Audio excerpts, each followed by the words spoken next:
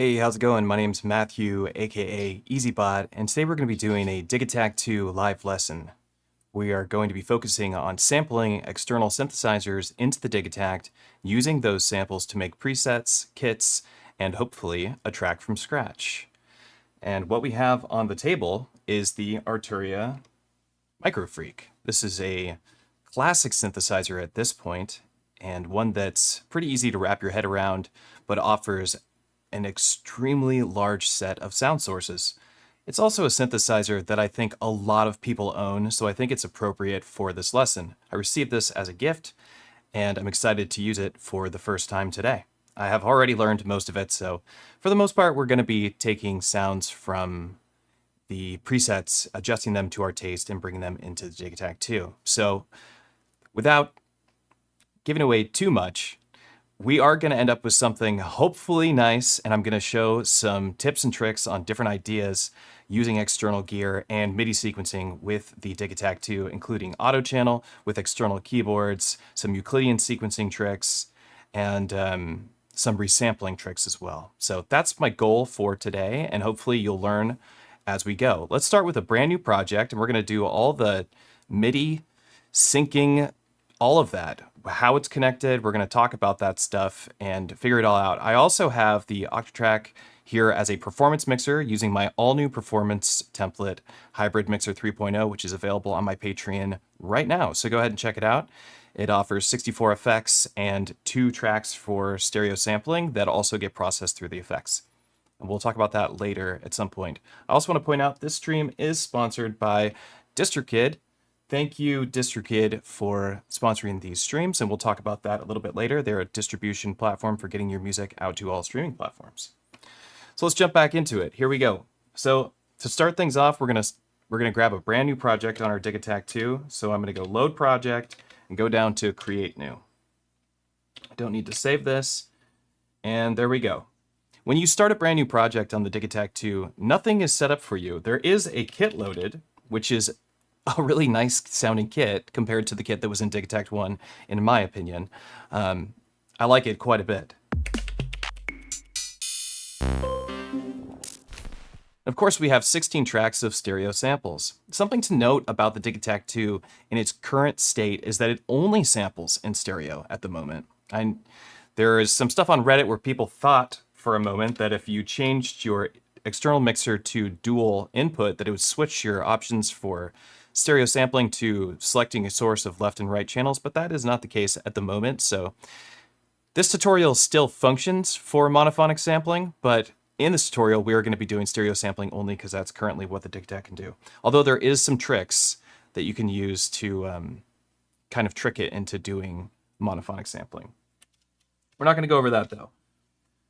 So let's get started. First thing we need to do is get some audio coming in from our external synthesizer. So we need to be able to hear this. What I'm pushing on the keys, we should be able to hear, and we can't right now. So there's a couple different options.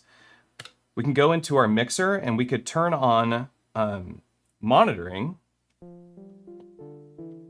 So if I turn the monitoring on to premix, then I'm able to just hear what's coming into the Digitakt without going into my mixer settings in my master section.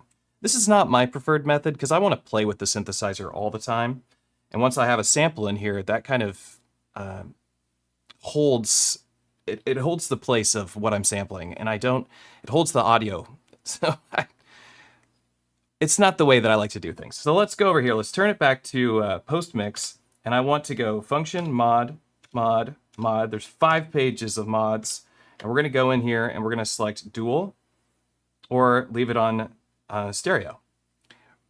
Dual will let us listen to an instrument in mono channels, so 2 separate mono channels. However, we'll still only be able to sample from the left or right channel. So it will still come in monophonic sampling.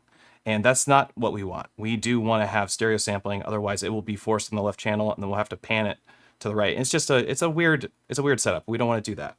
So what we're going to do is leave it on stereo input, and I'm just going to crank this sucker up because this thing needs a bit of gain. And I have it all the way up. So now I have sounds coming in from the Microfreak. And the Microfreak sounds fantastic.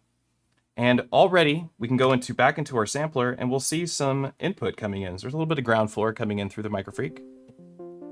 And as I hit notes on this keyboard, it's triggering the threshold. And I can move this threshold up. Here we go. I'm used to the controls from Digitakt 1. I'm still getting used to Digitakt 2 controls, but for the most part, everything's the same. Welcome everybody to the stream. Thank you for joining us for this live lesson on the Digitakt 2. So I don't want my threshold to be where I'm getting noise from this external synthesizer. I want it to be above that because when I arm it, in one of the use cases for sampling, we would use the arm function. When I arm it, I don't want it to be triggered by the ground floor. So I want to make sure my threshold is above any sort of external staticky noise that might be coming into my Digitakt 2. Now, what I want to do is start finding some sounds. Part of the process and part of sampling, of course, is picking a sound that you really enjoy and bringing that into your machine. This is going to be the bed of your track, the foundation of your music for the day, most likely. And this is the whole fun in having the combo of a sampler and a synthesizer. And it is the reason why I buy synthesizers. For the most part, I'm buying them because I want to sample them. And now that the Digitakt 2 has stereo sampling, any synthesizer is on the table. For a minute there were some synthesizers that just didn't work great with the Digitakt 1 because of monophonic sampling. It was always taking a stereo signal and bringing it down to mono, which could create some sort of phasing issue sometimes, or just not sound nearly as pristine as a stereo sample with a stereo synthesizer. This happens to be a monophonic synthesizer that I'm using with a dual mono output from a cable so that I can sample in stereo at the moment, although it's still a monophonic signal, so to speak. But it is using both the left and right channel. But now that we have stereo sampling, any synthesizer can be in the mix, which I love. So we have to go through the Microfreak for a second and find some sounds. Now, we can either play with the Microfreak's strange keyboard, which I think is cool, but it is difficult to wrap my head around when I'm trying to just come up with sounds because I have my fingers run into all different keys all the time. So I have some other ways of playing with this synthesizer. Imagine it didn't have this key bed. That's kind of how we're going to approach most of this video. We could use something like this external keyboard, which is not set up yet. I'm going to show you how to set this up, or we could use a track from the Digitakt 2. So let's do both of these things, and then we'll go through some tips and tricks on different ways that we can get something exciting out of our synthesizer. So let's set that up really quick. First thing we need to do, now that we have sound coming in to our external mixer, and we have sound from our synthesizer, we need to set up a track that's going to communicate with the Microfreak. We also want to send clock over the Microfreak because a lot of the presets in the Microfreak use a sequencer or an arpeggiator. Now we're not going to be using any of the sequencer tracks on here, but we might use some of the arpeggiator sounds. So what I want to do is go function source, and we're going to go down to a MIDI track. Now once you have a MIDI track, it doesn't just work. You have to set the MIDI channel up. So the next stage is to go to your source menu, hold function, push down on channel, and right now this is actually set to channel 1, so immediately it will work. If I press the keyboard button here, now we have sound from Digitakt 2 playing the Microfreak, and it's really that simple.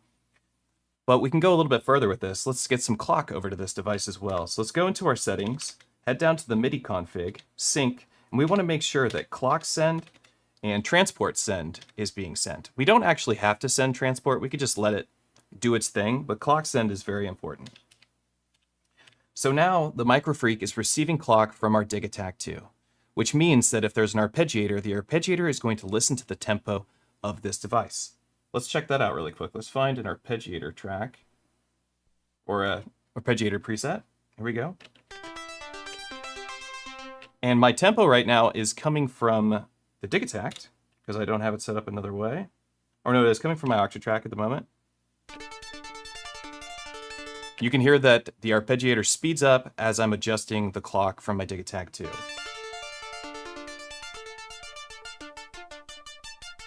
So we know that everything is working exactly how we want it. And this is great. So something I really love to do, and we can do here in a second, is creating an arpeggioed sequence, sampling it, and slowing it down, like maybe half speed, and you'll get these beautiful textures out of it, especially with the chorus, the reverb, and delay in the Digitakt 2. So let's find a tempo that we want to work in. I usually write music in around like 124 all the way up to 170. But we don't have to do that. We can do whatever we want. And there is time stretch, and we could resample our synth patches to make them fit any BPM if we want. And maybe we'll even go over that during this lesson as well. But for now, let's just keep things at 120. 120 is the standard BPM for most dance music. That's the BPM that makes people kind of just bob their head a bit. We'll keep things really simple for those of you who are new to music production. It is the BPM that your Digitakt comes with. All the projects start with 120 BPM. So let's just leave it alone there so that things are simple for us. Okay, let's make it so this little keyboard can control this synthesizer through the Digitakt. I think this is a really cool function, and we're going to use it to do some step recording and to make sequencing our external synthesizer easier in our Digitakt. So first thing we got to do is go back into our MIDI settings. We want to go into the MIDI config, go down to our channels, and we want to choose an auto channel for our Digitakt. Right now the auto channel is set to channel 10. What I want my auto channel to be is channel 15, because that's the auto channel that I usually use on my Digitakt. So I'm going to set this to 15. My little keyboard here has a simple function for getting, as you can hear, it's already working. If I press setup, hit global MIDI channel, and go 1, 5, enter, it sets this keyboard to that MIDI channel, and this auto channel will now play back any of the tracks that I select, including my MIDI tracks.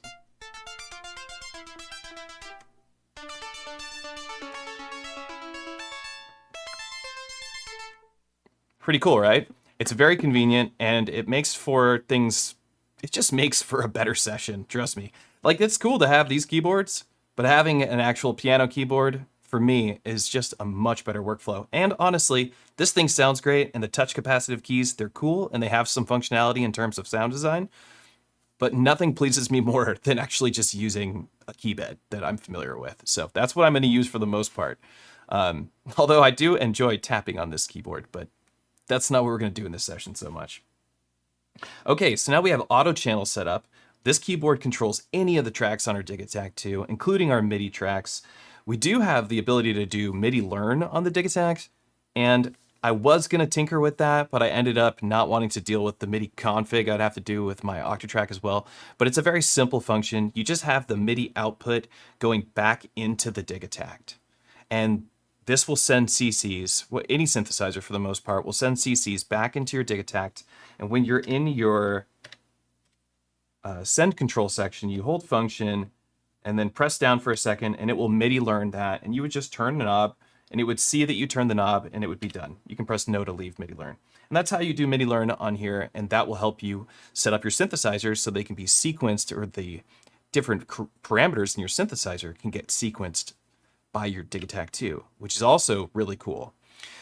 I did have an idea of sequencing program changes on the Microfreak, but you have to have a certain kind of synthesizer to sequence in that way. That's like that Aphex Twin style sequencing. And that's because these patches have a load time, you can't really do it. So it works better with other synthesizers. Some analog synthesizers do it better than digital ones because there's no computer in there that it has to load it. It just snaps right over to those different sounds. This is a digital synthesizer with an analog filter, which I think is awesome. It's actually where I think most people are going with their synthesis now. Okay, so now we have everything set up. Let's get into the actual sampling section here. Now, the Microfreak doesn't have effects. The big brother, or whatever we want to call it, I'm forgetting the mini freak, it's all about effects. That's what that synthesizer is about. This one is about paraphonic synthesis with an analog filter, wavetables, and different Platts-like engines that have been imported in here, and some noise engineering stuff as well. It does include a vocoder, but we're not going to be vocoding today. So what we want to do is start sampling, right? I want to maybe start with a chord progression. Now that we have this keyboard hooked up, which makes it really easy for me to program chords, even though I'm right-handed, so it'll be a little bit tougher with my left hand, considering I do most of my keyboard work with my right hand. We're going to program a little chord progression in our Digitakt 2. When I first start up the Digitakt, any Electron gear, to be honest, when I first start any Electron gear up, the first thing I do is change my page scaling. So I go function page and function yes here, and I get per track scaling. I don't want all of my tracks to share the same scaling. Digitakt 2, one of the new features in the Digitakt 2 is that we have 8 pages we're able to do of sequencing. This is unique to Digitakt 2, and honestly, I don't know of many other pieces of equipment out there that even offer this feature. 128 steps of fidelity of recording, a resolution for sequencing vastly improved. In fact, because of this, doing 256 step sequences or 16 bar sequences is actually much easier now on the Digitakt 2 because we can work in eighth notes instead of 16th notes, and or eighth notes instead of quarter notes if we try to do it in the Digitakt 1 or any other Electron box for that matter. So I think that's really cool, and I'm interested in playing more with 16 bar sequences, so I think this is a great feature. What we want to do here is just start off with a 4-bar sequence, something really simple for us to sample. The Digitakt's max quantized sampling, which means it'll sample on a certain step length that you predetermine, is 128 steps, which makes sense because that's the length of our sequencer. Now, the Digitakt has 400 megabytes of sample memory. Doesn't mean that you can sample 400 megabytes of audio in stereo, 4824 that is. It just means that that's how much it can load into its RAM. We can sample for 66 total seconds. That's a long time. It's over a minute of sampling. I don't know, that's a lot of sampling, right, in stereo. Pretty comparable with what you can do with the Octatrack, although the Octatrack definitely has some superpowers the Digitakt doesn't have, and I think it will continue to have them for a long, long time. I think this will still be the godfather of samplers when it comes to some very specific functionalities. And I highly do recommend you pick up an Octatrack and try out these performance templates I've made because they're a lot of fun, especially with the Digitakt. But let's go into the sampling here. What I want to do right now is change my keyboard layout. So I'm going to go Function, Keyboard. I'm just going to hold that down. I'm going to change my keyboard scale to, let's see, let's go down to D. D6 is fine. We have D harmonic minor. This is a darker scale. I think this is a great sounding scale to start electronic music with. Starting with a major scale can sometimes sound really cheerful and poppy. So starting with a really dark minor scale is a great time for making some more synthwavy techno type tracks. We are at 120 BPM, so we're kind of like in the middle zone of many different genres. Now, I want to get out of a patch that uses the arpeggiator. We'll just go back over to this Nervous Keys patch that I have on my Microfreak. And what I want to do is show off how I can program chords using an external keyboard or using the keyboard on the Digitakt 2 into a track and how easy this is. And it's very similar to what you could do in Ableton. In Ableton, you're able to put your cursor in your MIDI keyboard roll or key roll, and you can put down a chord formation and then just drag with the mouse or use your right arrow and push over that, and it will just program that chord in for you for the length that you want it to be. That's pretty similar to something that you can do on Digitakt 2 and any other Electron box if you're using auto channel with an external keyboard. So let's check that out really quick. We set this up for 4 bars. I'm going to go here into my trig section. We can see the incoming MIDI data that we're going to be using to control the Microfreak, which we will be sampling shortly, trust me. I'm going to hold down a step and then put a chord in. Here's a D minor chord.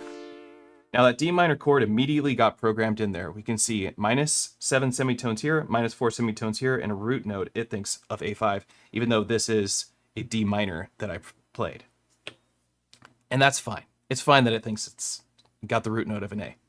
Whatever. So we have that first chord in here. If I hold this down and press yes, it's auditioning that chord. This is playing the Microfreak. And as I mentioned before, the Microfreak has no effects. So if we want, we can start playing with the effects. And if we start with our sampler, which I think is the best method in my opinion, start with some synthesis, start with some sounds, start searching for cool sounds. If we start here, we can actually use the sounds from, or the effects, I'm sorry, from Digitakt 2 and sample that as well. Technically, it doesn't sample the incoming effects that are being used, but you can sample the main outputs and grab those effects. So if we wanted to add some chorus to this, we could actually do that by sampling the mains before we start adding any sort of drums or anything like that. So let's go over to the effects section and take a listen to that. Here in our external mixer, set monitor to post mix. Yeah. There we go. All right, here's our chorus. So let's hear this patch with some chorus. I dig it. I think it sounds better with some chorus, because here it sounds with some like reverb. Reverb needs to be adjusted. Here's another thing I like to do right when I get into my Digitakt is start changing the effects around. We don't need to have the same effects as like the default effects. Like a function, send effects, you can use these arrows to move through the settings for your effects. These are effects. These settings cannot be sequenced, but they can be adjusted and they can be assigned to things like velocity controls and some other sound parameters for external keyboards to adjust, or external companions like some sort of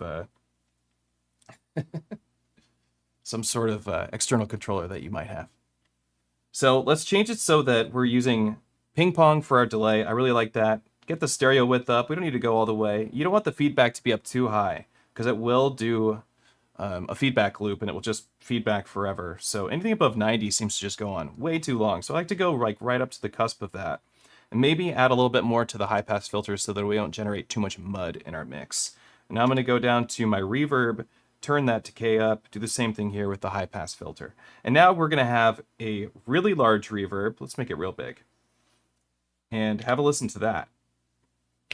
Hold down this step, hit yes to audition it. Oof. Now we've got this big, beautiful sound. And because the Digitakt does such a great job with quantized loops now that it has like the stretch machine that actually does time stretch, and it does sound pretty good if you're within a reasonable amount of BPM. As soon as you start going too far, it does struggle. And the Octatrack does do, I think, maybe a better job of time stretch in that regard.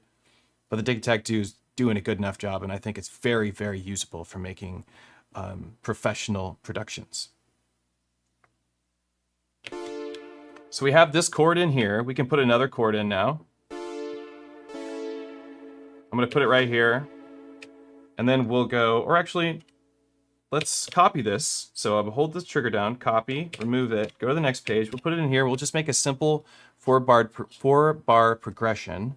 So that's one chord at the beginning of each bar. It's a very, very simple progression. We can move it around after we listen to it, but just for auditioning's sake, let's just get it in there in quantized steps so we can anticipate the sound that's coming next. And I'm going to go over to my next section here. Let's put another chord in, get this A minor chord, and then we'll go here and get another chord. Now, what do I want to do? Or there we go. So let's hear our progression. Oh, we got page loop on or something?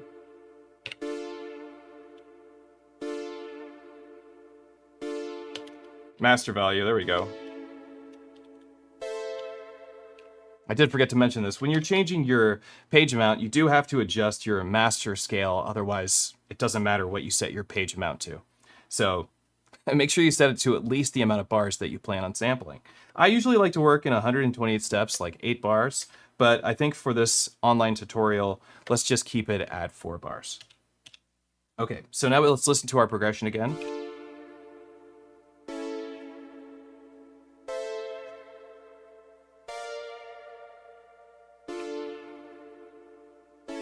Now we can start playing with our synthesizer. We have this progression going, we know it's quantized, got some nice sounding effects. Let's play with the Microfreak for a second. Let's try a different sound engine maybe.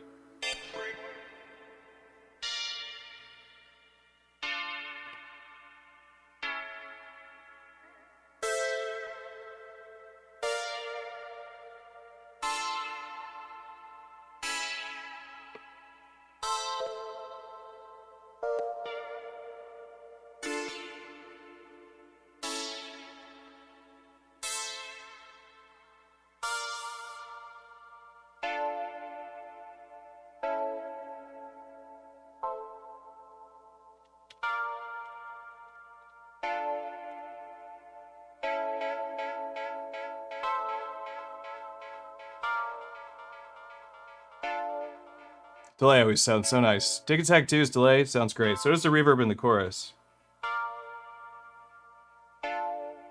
Now, if you want to have a dry signal, with your synthesizer patches. And I think that it makes sense a lot of the times to sample your synth with no effects on it so you can add the effects in post on your Digitakt.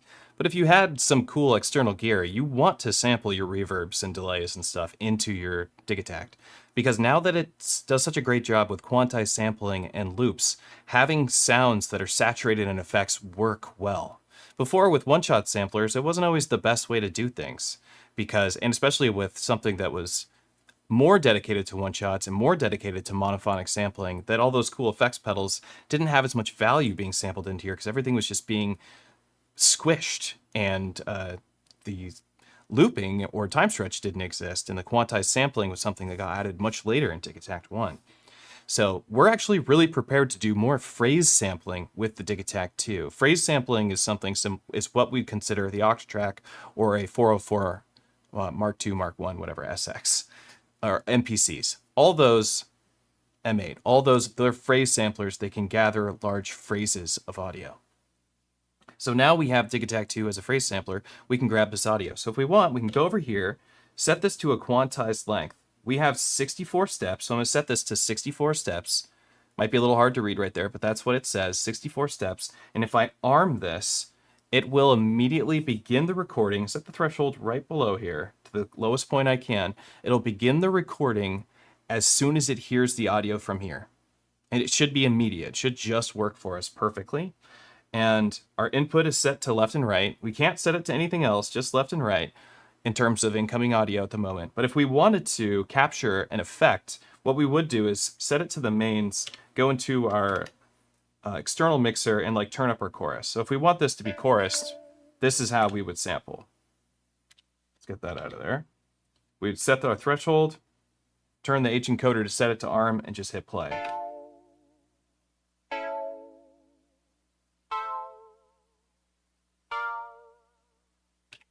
And that's it. Now we have a 4-bar sample of 4 different chords. And they have the effects from the Digitakt 2 in the sample. Chorus, I think, is a good one for us because this is a stereo sampler synthesizer, and I would like to have stereo sounds. But typically, you would usually, let's save it really quick. We'll say Microfreak. Hold down the function button to bring up the MIDI keyboard, or the MIDI keyboard.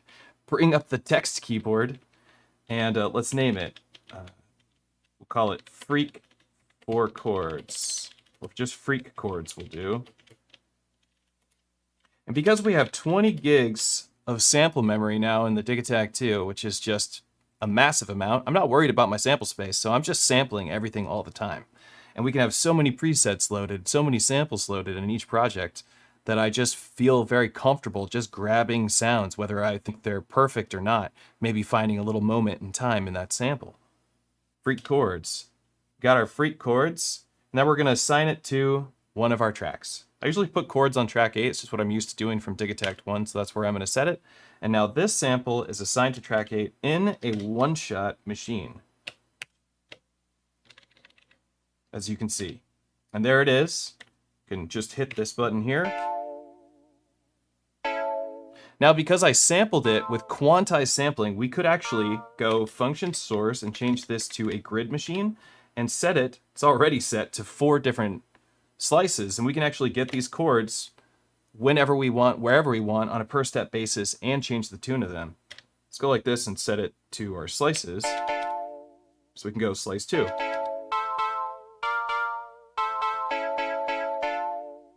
Pretty cool, right? And it's just those chords on whatever step we want without me having to adjust it. This is one of the great things about sampling, using external sequences, using external keyboards, and grabbing a synthesizer, and also processing these synthesizers through the Digitakt's effects. So we're getting like the best of all worlds right now. We're using this as an effects processor, a sampler, a sequencer, and now it's playing back our sounds. And now if we want, we can add effects to it here. We don't want to add more chorus to it, I think, but add some reverb to it and have a listen.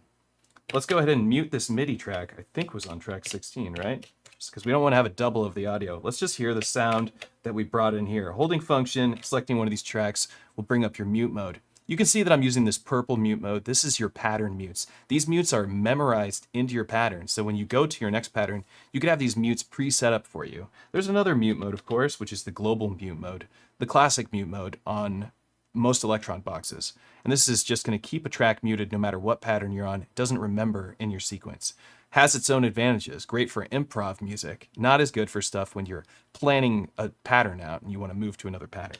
So we're going to stick with the purple muse because it's what I like to use. Now let's have a listen to what we got. Of course, we need to make this longer.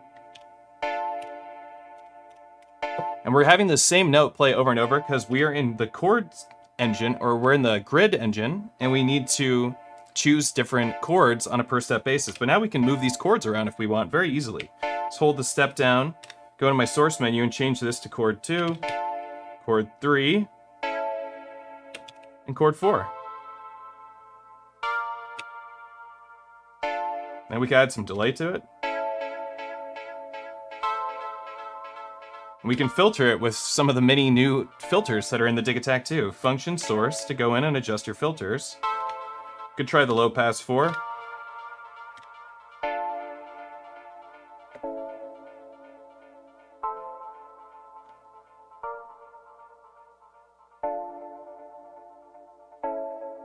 Sounds fantastic.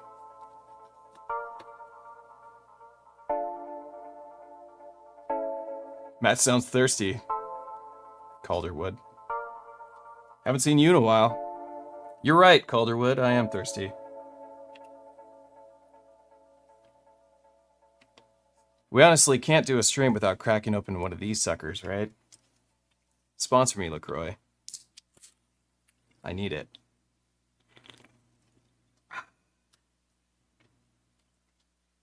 All right, let's get back to the tutorial.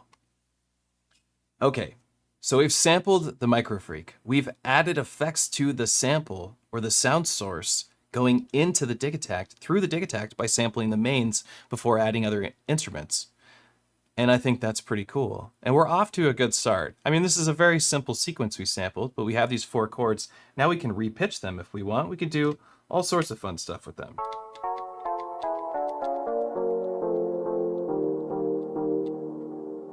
We have so many 4 different chord types to play with too. Well, two of them are minor chords, but let's get some more sounds in here. So I want to keep doing some more sampling because I think this is what's really fun about this. And we have so many presets to play with. Here's a fun one. Now, for this, oh, let's leave that chord there. I had that on chord slice 1. Let's go to another track. And we can kind of stick with this same chord progression and use this arpeggiated sequence, or find an arpeggiated sequence, because I think they sound really great.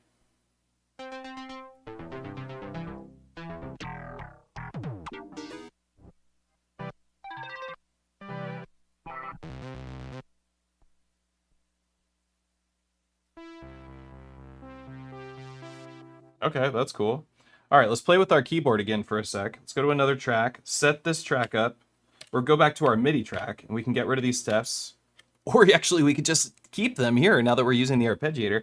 Let's just change the trig length. So right now, these trigs are very short, so they're just going to trigger the sustain stage in our envelope on our sequencer, or synthesizer, I mean, for a very short time, because the trig length is set to a 16th note by default. So let's make it longer. Let's have it play for 4 quarter notes. Let's have it play for a full bar. So each one of these sequencer steps is going to play out for a full bar, and it's going to trigger this arpeggiator to play for the full bar. We can add some more notes to it too if we want. Let's do that. We'll just do it to all these pages. So I want this to be 16 steps, and 16 steps, and 16 steps. I did do 16 here. Okay, so now let's have a listen to what we got.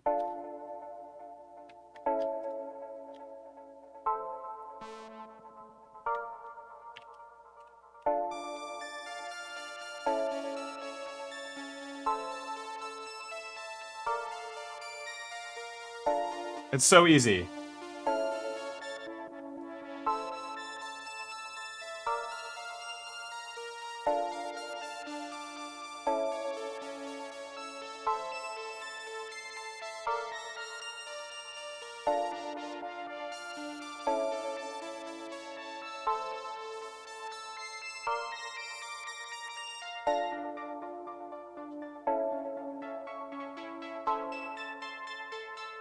Yeah, I like that.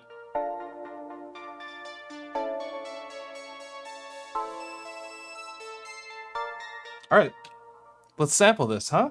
So right now, I think we have it going into being chorused.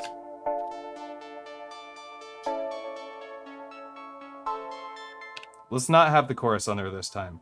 So let's sample the actual inputs. It's all the way to the far right. Just turn the encoder all the way to the far right. You'll be grabbing your main left and right inputs. So let's sample this. Set the arm for the threshold. We're going to do another 64 steps or 8 seconds worth of sampling. I love that it tells you how long the actual sample time is. 120 makes it really easy for it to tell you exactly how long the sample time is. All right, let's get this cool arpeggio from the Microfreak. Arm the threshold and hit play.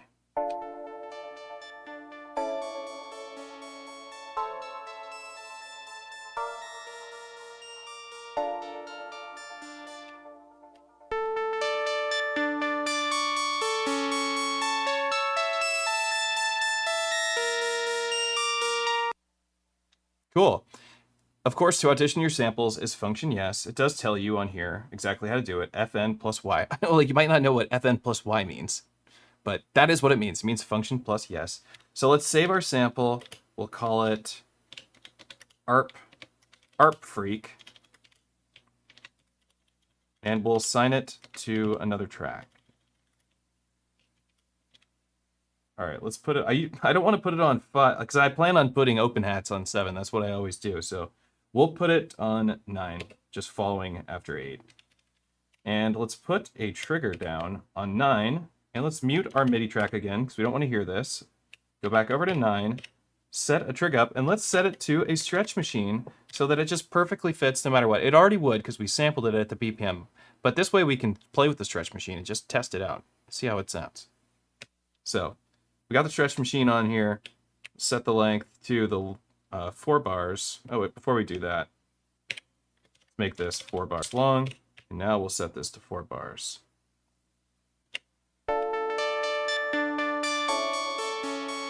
Bring the track level down because it's a bit loud.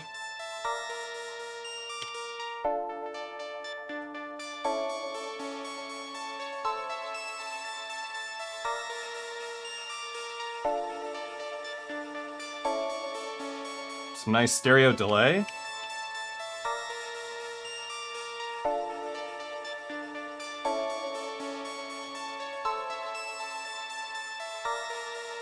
I dig it. What's cool is with arpeggios that are recorded into a Digitakt, because the pitch adjustments it's able to do that's so good. The repitch on here is so good. That's what I mean to say. The repitching is so good on the Digitakt. You can go up like 4 octaves I believe now, and down 4 or 6 octaves. I'm having trouble remembering exactly, but it's a lot. It's awesome. So let's see how this sounds when we repitch it, because it's a stretch machine. That's the point. It's able to keep its pitch and still stay with our tempo. That's what the stretch machine does. That's a whole octave. Let's use the trigs to do it instead. Oh, I'm looking at the wrong track. That's why I want to be here.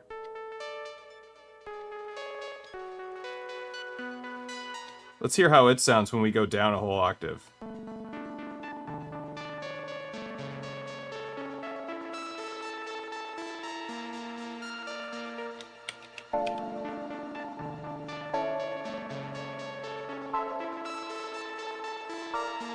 I mean, you can hear the texturing that's happening. Still sounds good to me.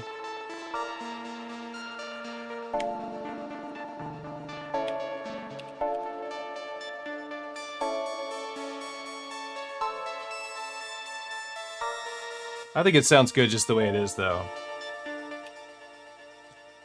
Okay, so now let's try something out. We're talking about sampling today, so what else can you do with the sampler? You can resample. Let's resample both of these tracks into the Digitakt and just repitch them and see what happens.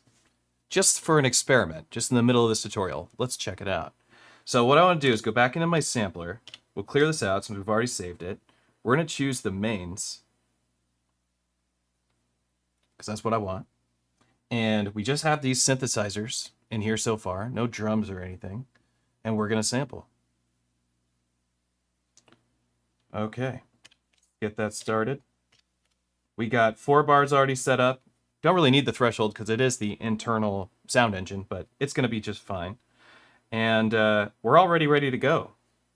Arm it, and let's get 4 bars of this sequence that we have.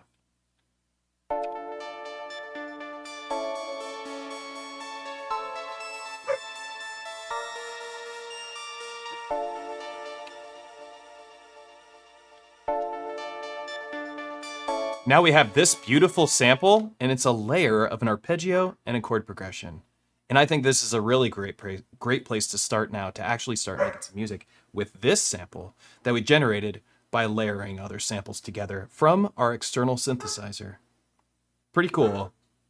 Very simple, as you can tell. This workflow is easy, and it's intuitive and fun and sounds great. So let's save the sample. We'll call it Freak Resample, or Resample Freak. That's what you can call me. Call me the Resample Freak.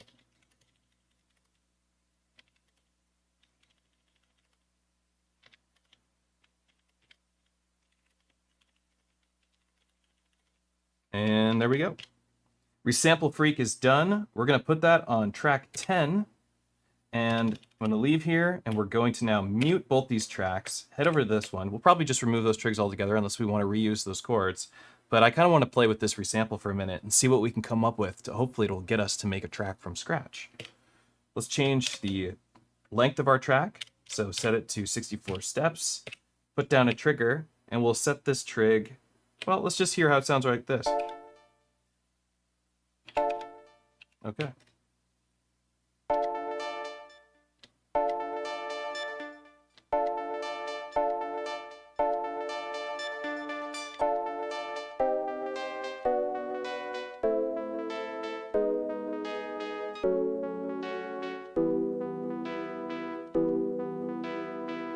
Pretty cool sounds that we can get from it. Let's have this play for 64 steps and then play with the repitch.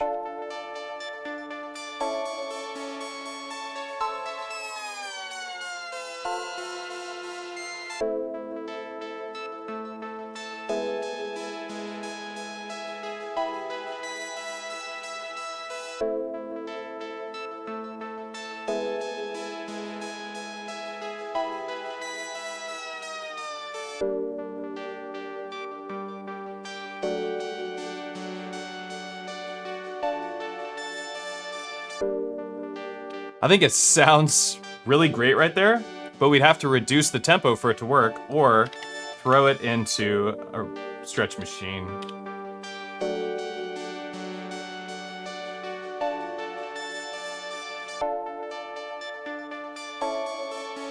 And then we go through that process again.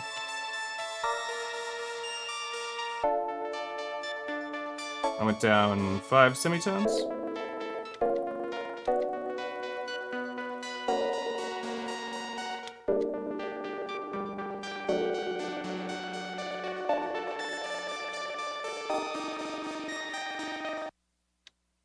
It's pretty cool. Let's throw it in a grid machine. Or we could use the repitch machine, actually.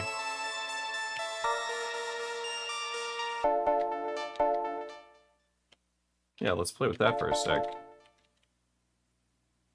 So let's go.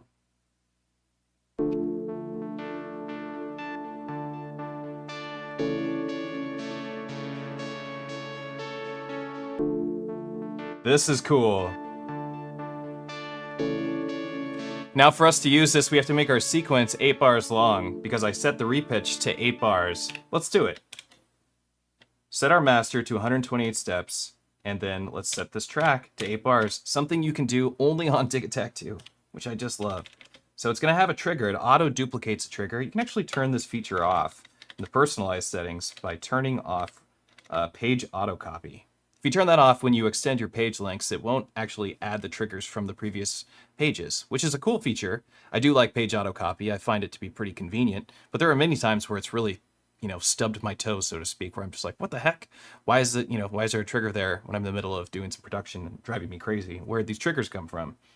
That's page auto copy, bringing those triggers in. So now we can hear it like this. And we can give it more effects since it's a resample too.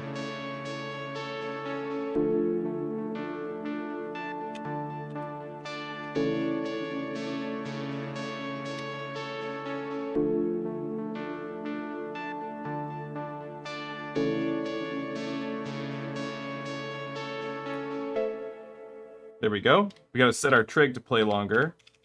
There was that page auto copy was in there just as I was talking about it. I was like, what's going on? Here we go.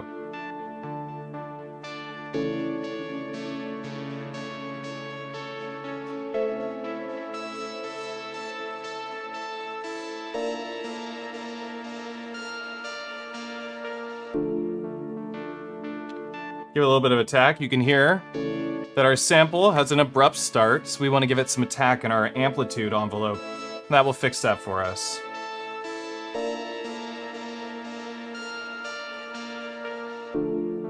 Ah, it's very smooth now.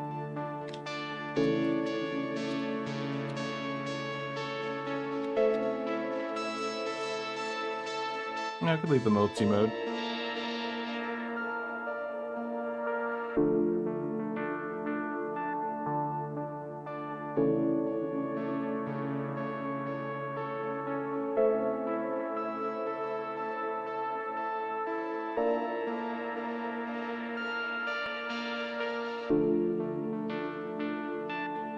Now I think we have a cool sound for us to start making some music with this. And because we're using the repitch machine, I can change the tempo.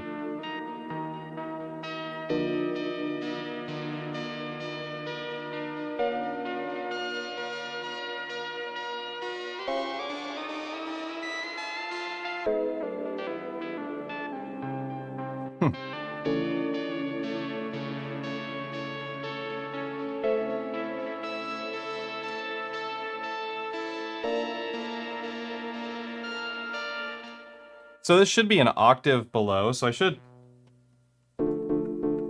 Let's set this back to the MIDI channel. Track 16.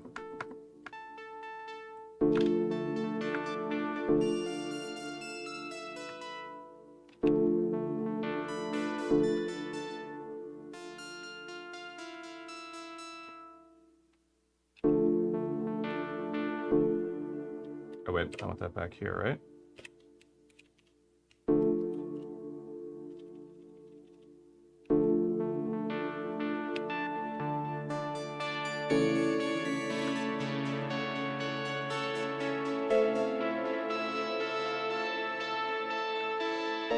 So I'm still able to play with this sample at using a repitch machine because it's actually halved the tempo of the sample.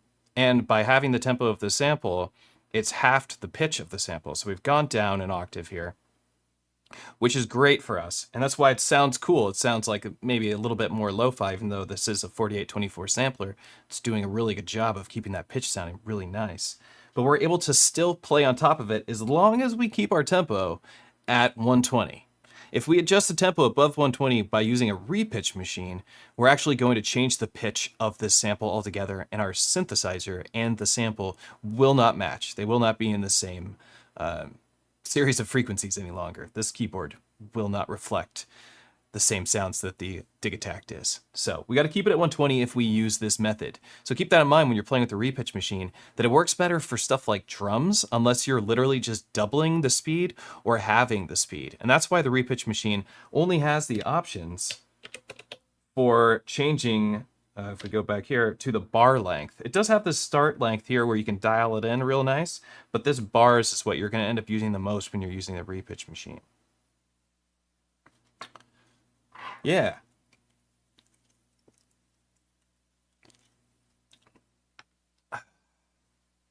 So just reading the chat here. Okay, we've got some sounds going. I like it. I said in my stream description, I wanted to talk about presets and making a kit. So I just want to grab a couple of one-shots, and we'll just grab a bunch of one-shots. We'll just set the sampler to record, and we'll slice the one-shots up and save them as presets. And then we'll use those presets and we can make a kit. Sound good? Okay. So let's go over here. Let's get out of I don't want anything with an arpeggiator or sequencer in it. And I just want to sample C notes. So I want to sample here. Like, that could be a cool sound to sample.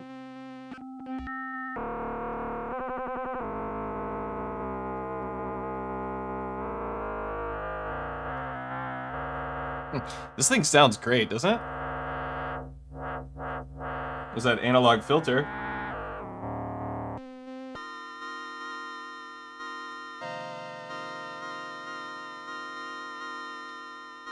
So it's what, a minor chord? Is that what that means?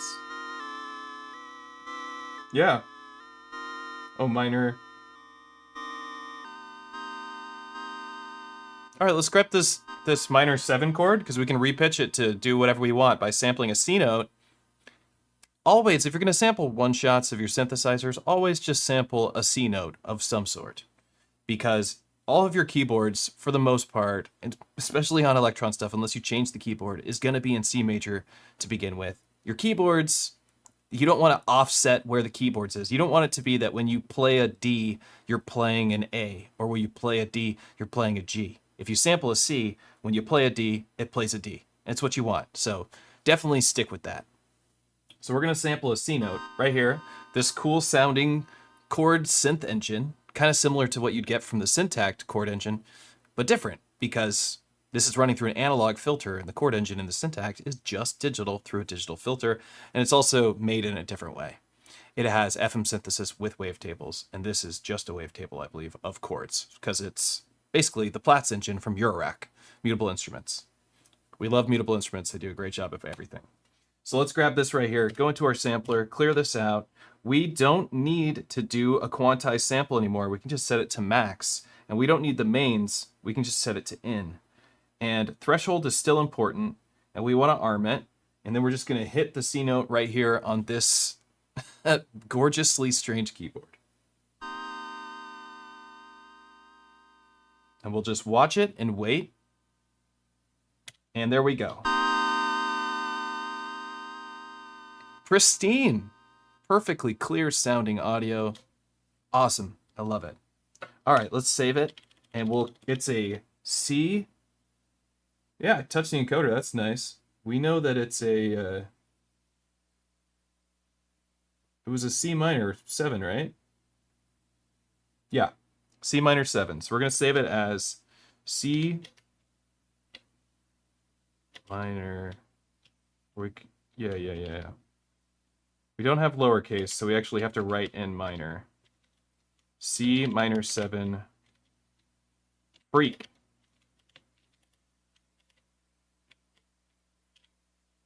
And we'll assign this to a track. So I'll put this on 11. And now we have the C minor chord, a one-shot sample, on 11. Let's have it so it gets the whole thing. So let's give it, I think it's about a quarter note. I'm way off. It's way longer than that. It's actually about a bar long. So let's go here and just see. Even longer than that. So that's how long our whole sample is on the sequencer. But we can leave it at like a quarter note for now. So now let's save this as a preset. Originally, the Digitakt had sounds, and now they're called presets, but they're exactly the same thing. Presets and sounds are the same thing, but it makes more sense to me that they're called presets at this point. So let's go ahead and save it. We're going to hit this music icon, go to preset, save, and pick a spot that we want it to be. You can also save your MIDI instrument settings if you wanted. So if we did do MIDI learn, we could remember all the commands from our synthesizer and save it as a MIDI preset, which we could reload when we've connected the synthesizers that we want to our Digitakt 2. A very great feature. So let's go ahead and save this preset, and we'll just call it, we'll start with chord, minor 7,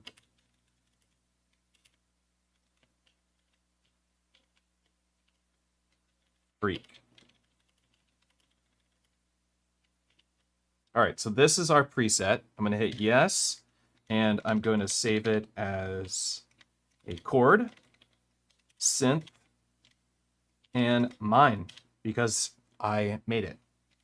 So save, and now we have a preset, which means that I'm able to assign this through my preset pool. Of course, we need to add it to our preset pool. So let's go load, and let's find it. Chord, minor 7, freak, synth chord, mine, and now that's loaded on this track, as you can see. And if we move this level data encoder, we have to load it into the preset pool. Here we go. Let's go manage, find it here. If we want it to be in the preset pool, which is what I'm trying to show off right now, is that you can put it in your preset pool. You have to go over here and say add to preset pool. Okay, there we go. So now if I hold this down and move this, we'll see our preset pool. This is kind of a cool feature. This is something you want to take advantage of if you want to get multiple sounds that have different engines. So for instance, if we had made a preset on our Digitakt that had something other than a one-shot machine on it, if we save it as a preset, we can have multiple machine types on each track, because that's how the Digitakt works. That's how Digitakt 1 works as well. But I think that's really great. That opens up your sound design potential dramatically. There's just a huge amount of potential in using presets because of the different machine types. So we can have stuff that's warped, we can have slices of things, we can have time stretch stuff, all sorts of cool things that we're able to do here. All of them able to be on a single track. So we could literally have 128 different presets play across one track with all different machines and different samples on it.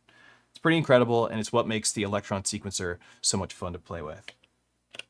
Okay, so we have this chord, we have a preset made. Let's get some more sounds.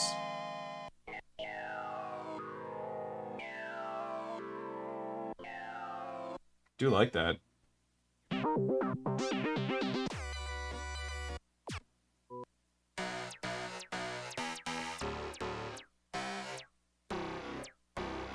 I don't know if I like... Oof. This would be really cool. Let's get this bassy note. Let's go back into our sampler. Hit yes. Oops.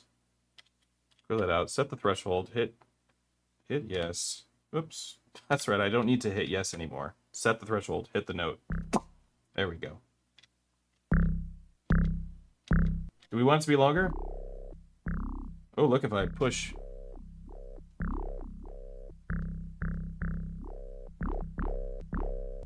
I like it how it is there, though.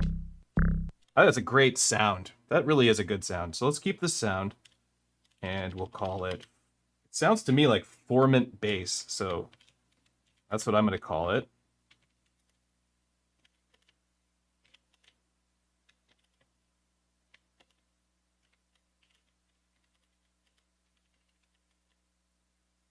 And I don't need to call it freak anymore. I was just doing that for organization's sake during this tutorial, but formant bass seems fine.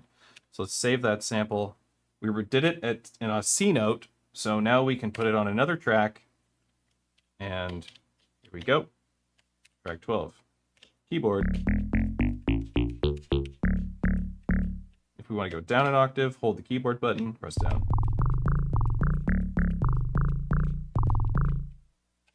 Let's hear our sequence.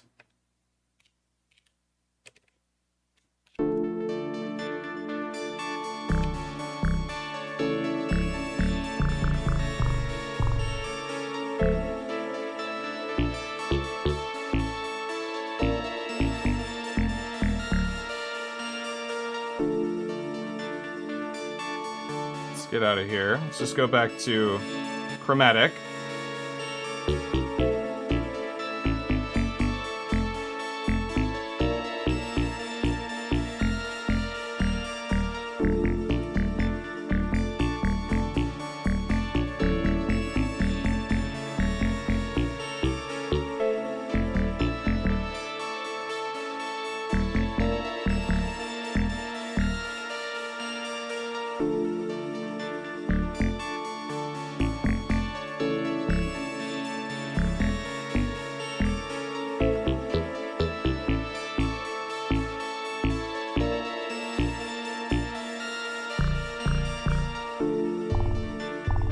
I don't know about that one. That's a dirty note there. Not supposed to hear that sound. I feel like this would be also a great jump-off point for us to make a track, because this sound is great.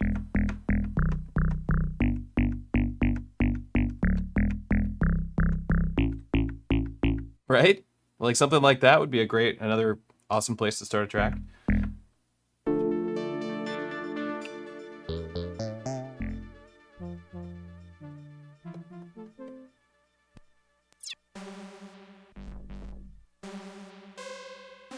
Let's get this rave sound. Okay. Function no, go back into our sampler, arm it.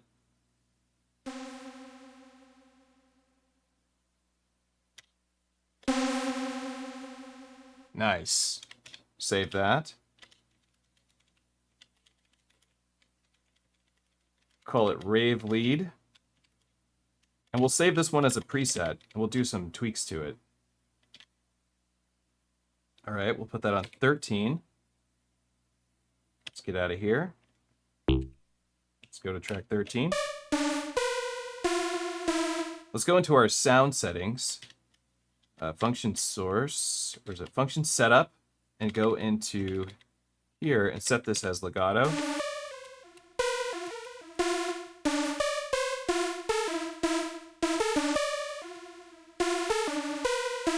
Maybe we don't want it as legato.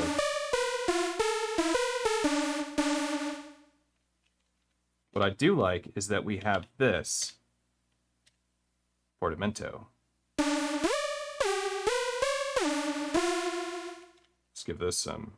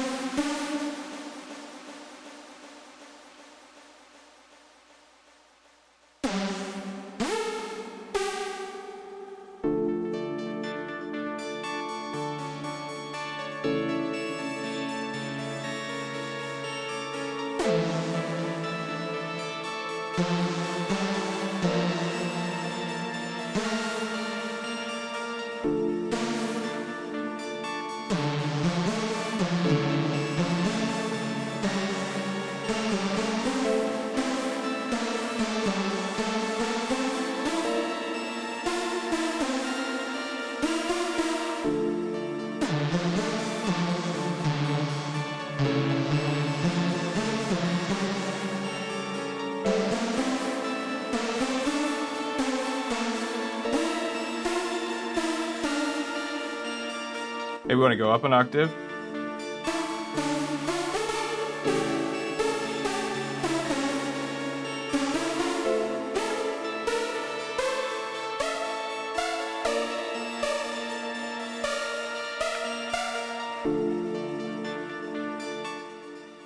So I think that could be pretty cool. I think maybe it's time that we start throwing down some drum sounds in here, right? Maybe giving us some direction with the drums.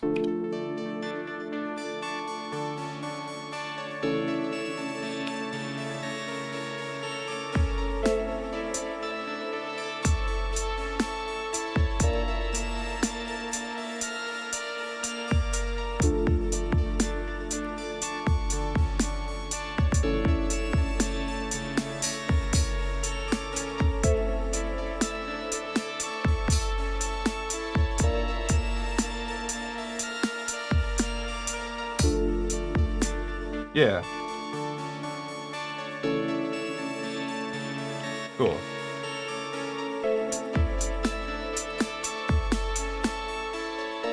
Let's make these, we'll do the kick, snare, and hat for now. Let's make it these 8 bars long. Oops.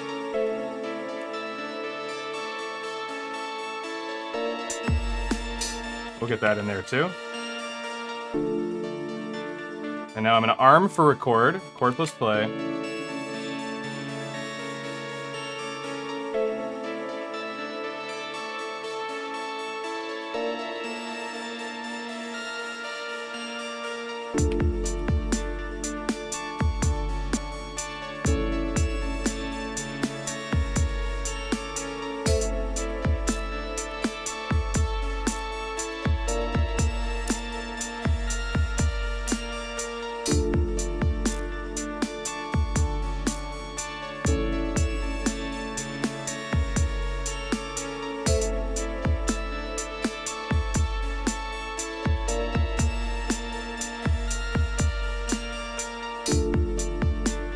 Probably want to change this sample out. We'll just remove it for now.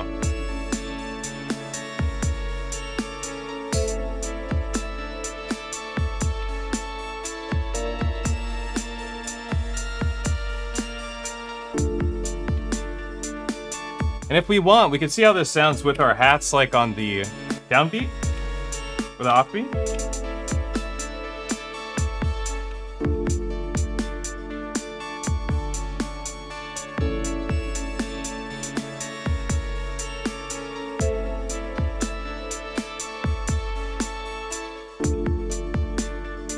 And my playing wasn't perfect, so what we can do is quantize this on a global level. Go function, trigger to go in your quantization settings.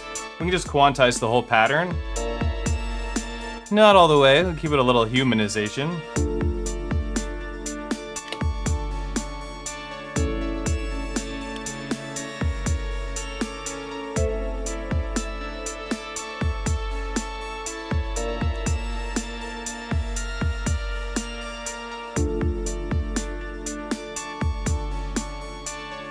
Now, we need like some sort of bass. So let's do that, and then let's get a little experimental with our sampling after this.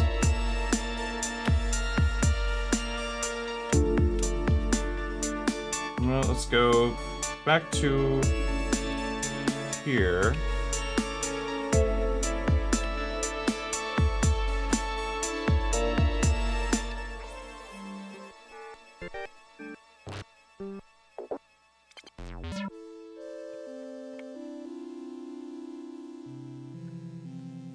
Now let's use our Digitakt 2 to make our bassline. So let's get some single cycle waveforms in here.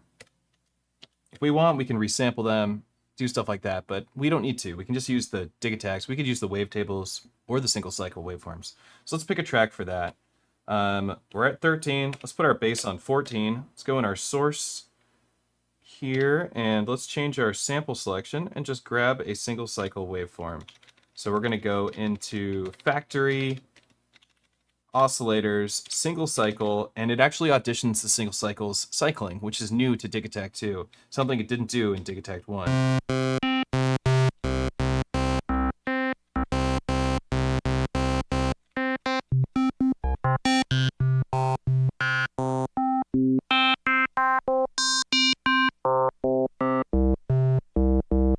I actually like this FM squared. I think that sounds nice. It'll sound good with a filter on it.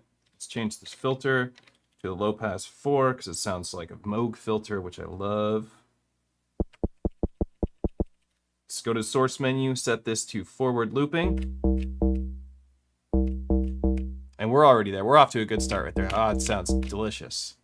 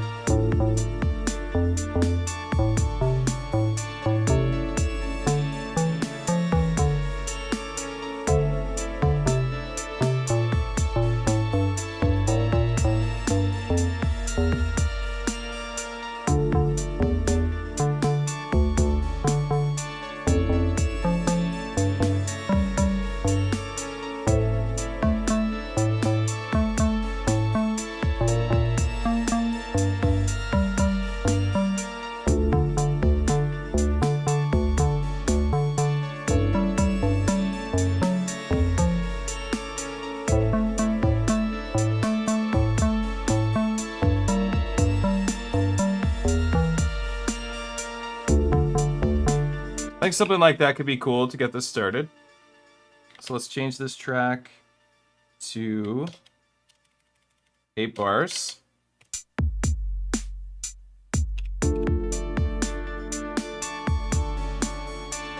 And I'll kind of putz about until we get something we like.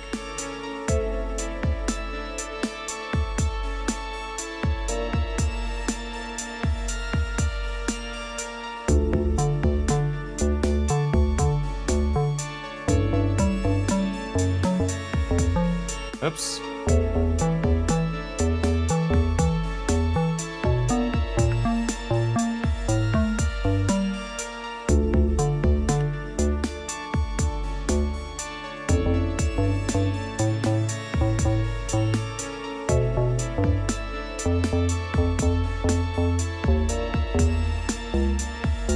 Trying to pick my notes.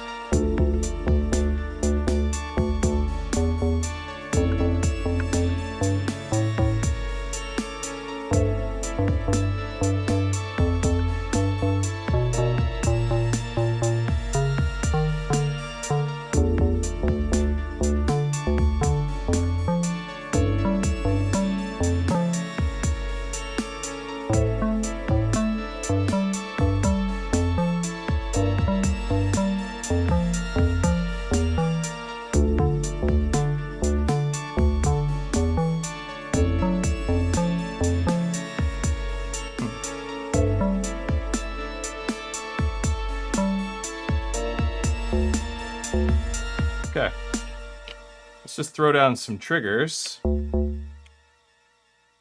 Let's play with our sequencer to help us come up with a bass line. We'll go like...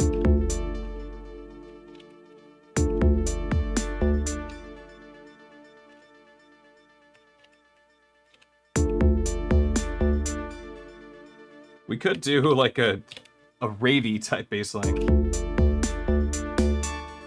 And then mess with it from there. That actually makes things really easy. Let's go in there and just throw it on all the triggers.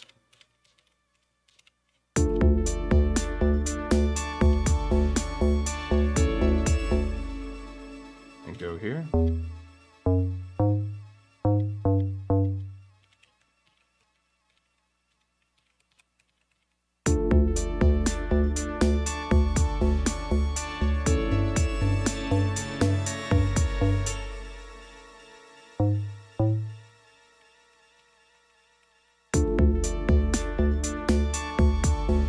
What's awesome about Digitakt 2 is that you can do page looping now too.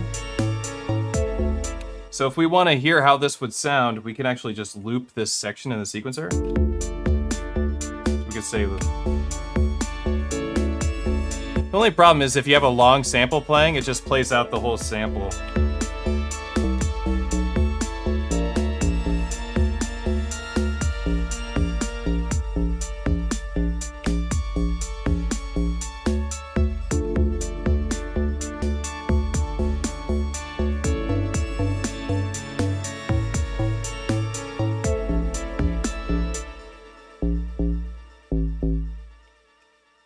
Go G sharp.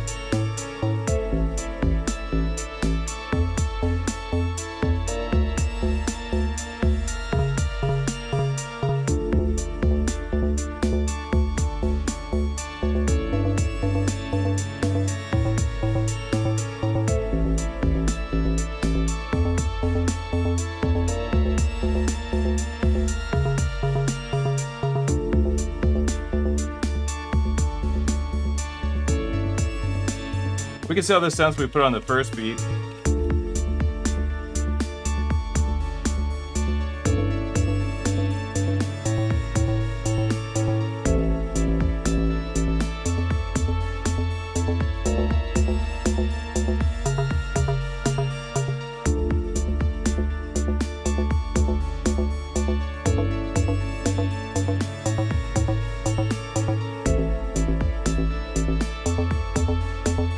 Let's make it so our kick cuts through this chord mess we have, which is on track.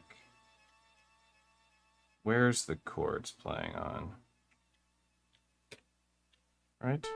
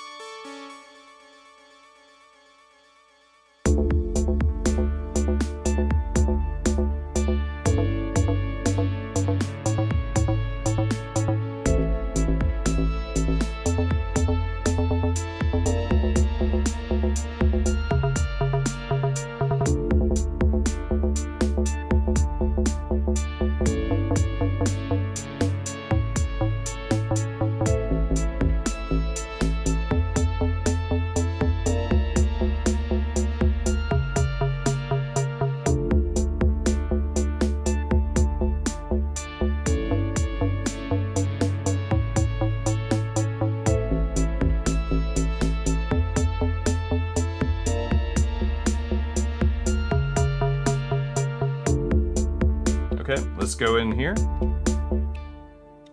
Let's go into our setup and go to our compressor settings. And I want to not run anything through the compressor, or I don't want to run my kick through the compressor anymore. And we're going to use the kick to duck some of the tracks. We don't want it to duck our hats or our snares, so we're not going to compress them either. And I'm going to go to my compressor and turn this on.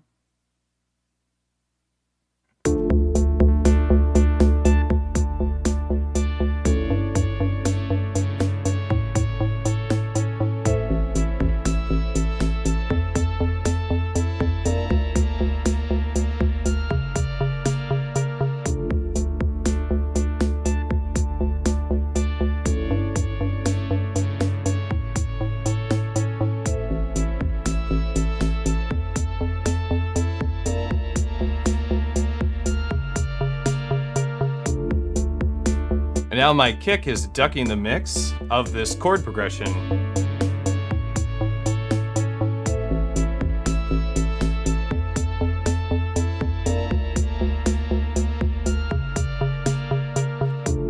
For these hats, which kind of make them a little more interesting.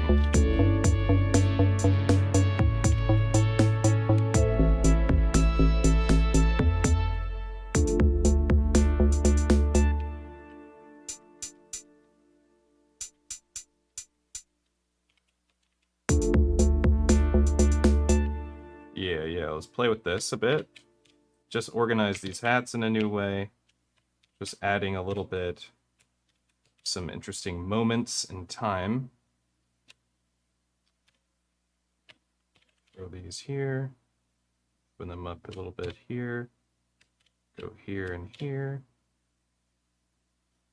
Open that up a little bit.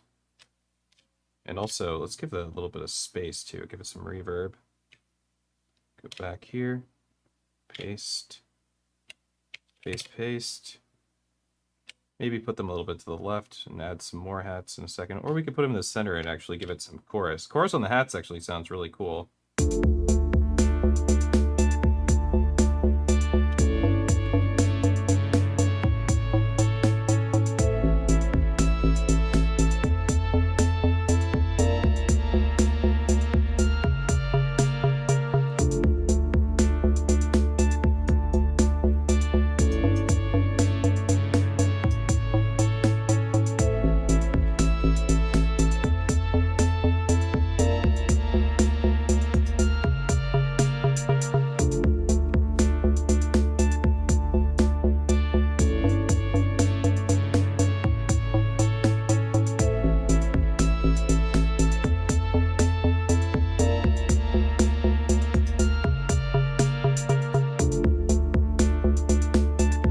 Now the hats don't sound as boring. We also want to change out these hats because they are the default hats from our kit.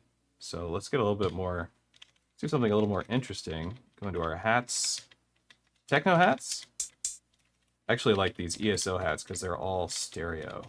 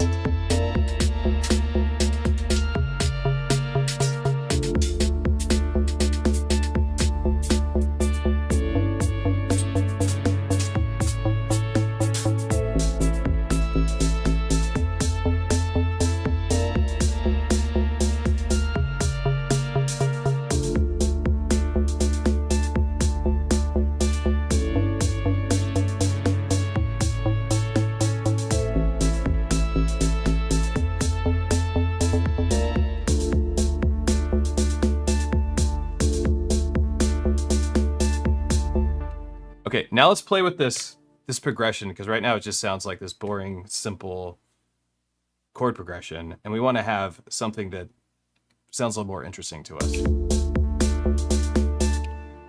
And then we can go in and mess around with this bass line and do stuff like that. Keep in mind, this tutorial is made for people who are getting started with the Digitakt 2, and maybe they're just brand new to the Digitakt. So we're not going really, really deep into the sound design potential and some of that stuff during this tutorial. I want it to be simple for people to wrap their minds around, keeping things 4 on the floor, and just more basic patterns is easier for us to grok.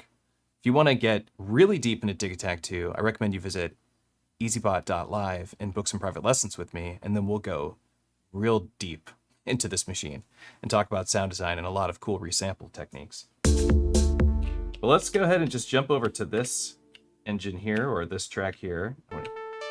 Let's go to our mod section, and let's set it to the amplifier volume. Set it into trig mode, which means it'll re-trigger this envelope or LFO at the beginning of, or it'll be reset by every trigger. Set this to a square wave, and let's play with this for a second.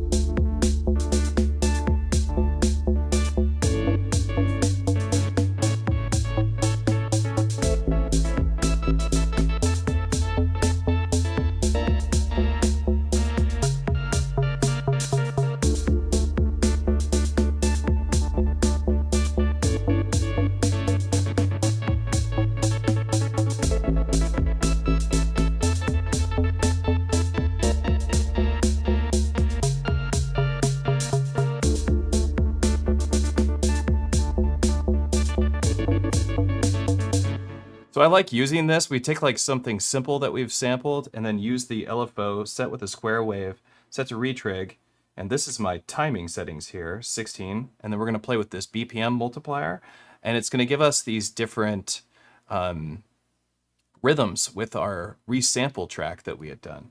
So let's play with that. We can go in here and use these triggers here, these yellow trigs, which are just trig locks on the sequence. They let the sample play over the sequencer, and we can hold down a trigger and adjust settings to the sample as the sample plays. So we could say, we could have this one go half that. That's kind of cool. We'll go here and change the speed again. Set that at 64, and maybe this one we'll set to 16, but then set it on triplets, which would be 48.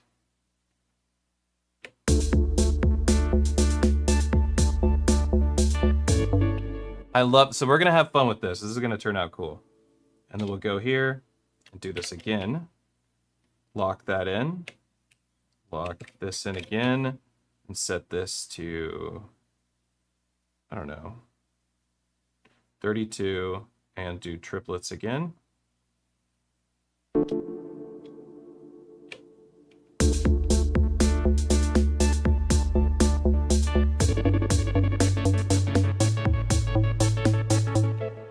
Feel like right here would be cool for it to go. We were right here, it sounded.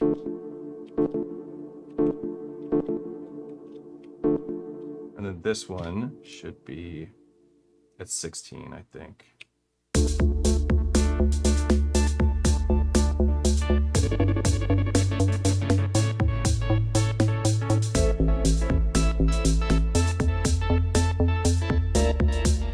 Yeah, that's a cool rhythm. So let's kind of just steal that rhythm and just have it play on both sets of 4 bars. So here it started at 64 and then 32. So that's the one that we need to program here. 64, lock, and 32. And then we can just copy these pages and go copy this page and then go to this page and paste it. And we can copy this page and just go to this page, whoops, paste it. We can copy this page and just go to this page and paste it.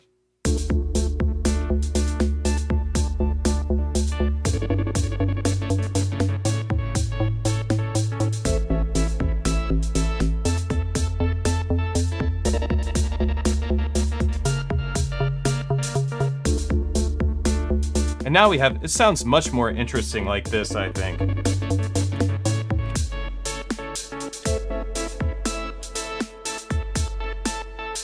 If we hold function yes while looking at the sample list, we can jump right into replacing a sample.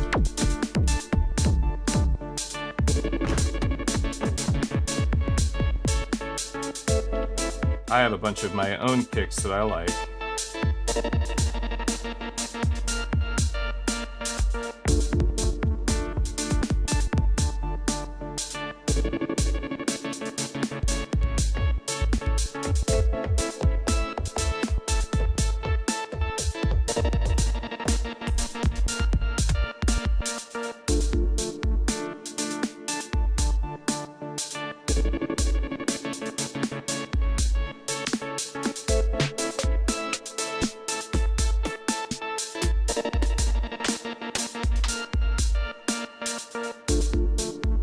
Changing out the snare.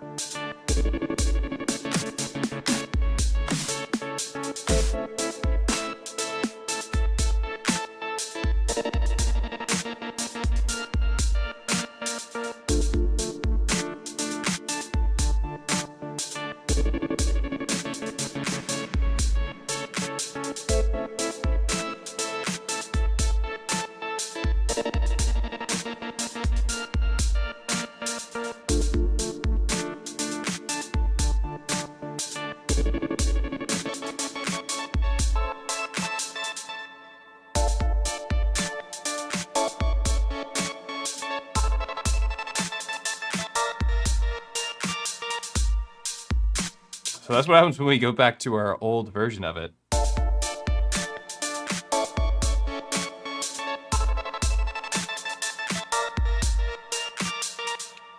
Let's play with that. Let's slice it up.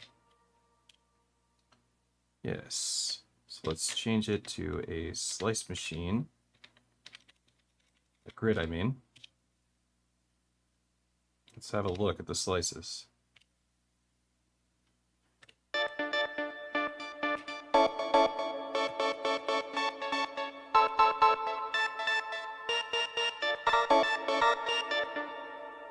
Cool. We can actually replace these with our slices if we want. We could have these slices be different lengths of time. So we could do 8 slices across for our length, and then choose a different slice on a per step basis.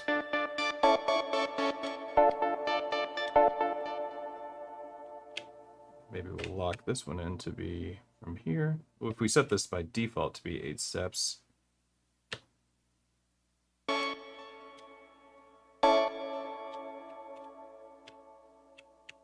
turn this into a trigger. It's already set to 8.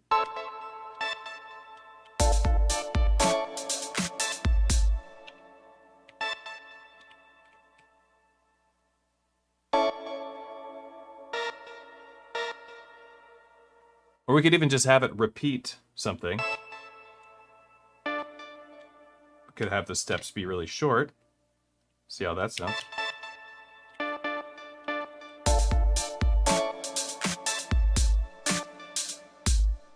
Have it do like a repeating little sequence. I do like having a modulator that I had with the square wave going up and down. I think that sounded really cool, but there's a lot of options that we can go through. There's a lot of different things that we're able to do once we get some samples into the Digitakt 2. Then we can just kind of play with the different machines and see what sounds best and what's the most fun for us to work with.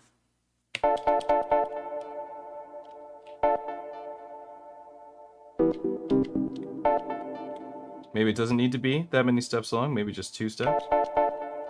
And we could do something that instantly works every time, and we could change this from being like 128 steps to just being like 16 steps and just filling the grid up, hitting yes, and creating random locks of this chord progression. And it just always works.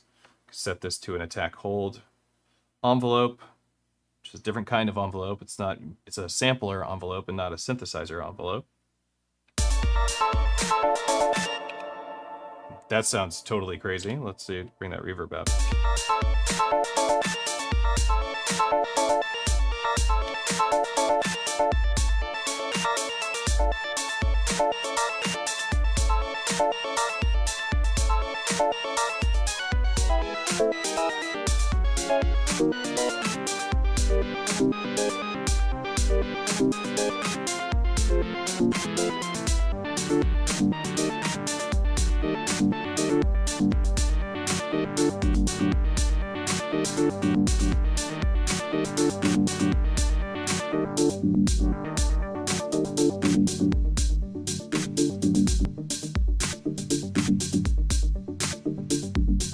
That sounds pretty interesting to me. Let's make it stereo. And by stereo, I mean, let's change it so that it pans hard left, hard right. Not hard left, hard right, but just pans right and left on each step.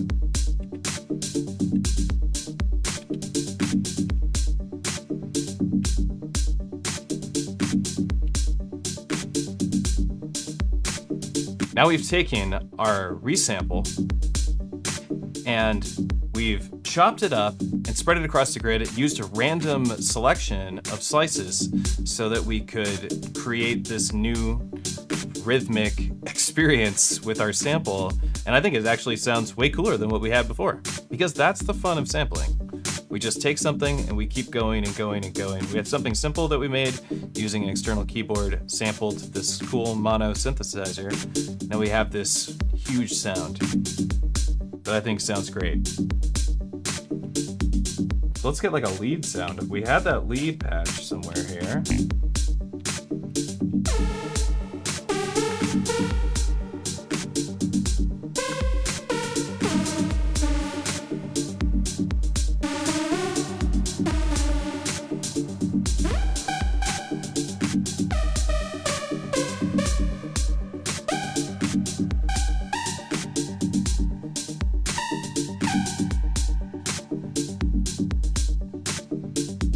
Try using like an odd time.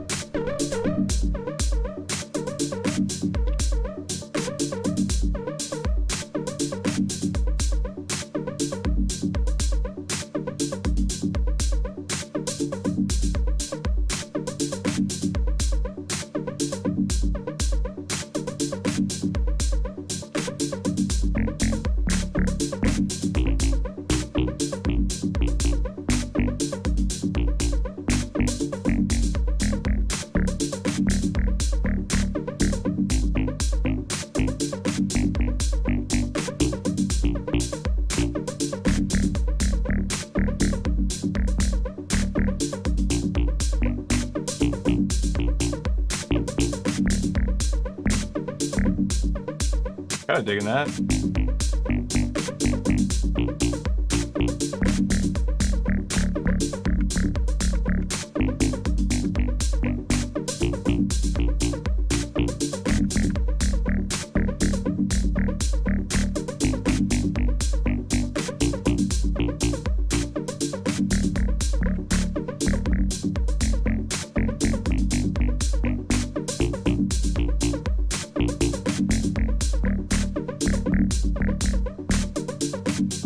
Nice.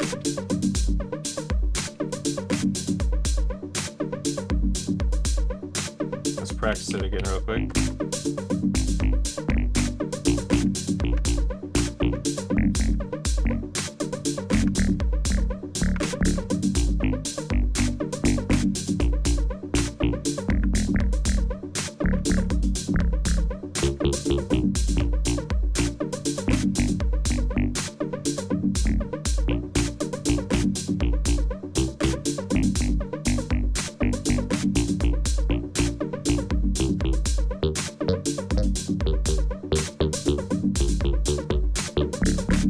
that's it.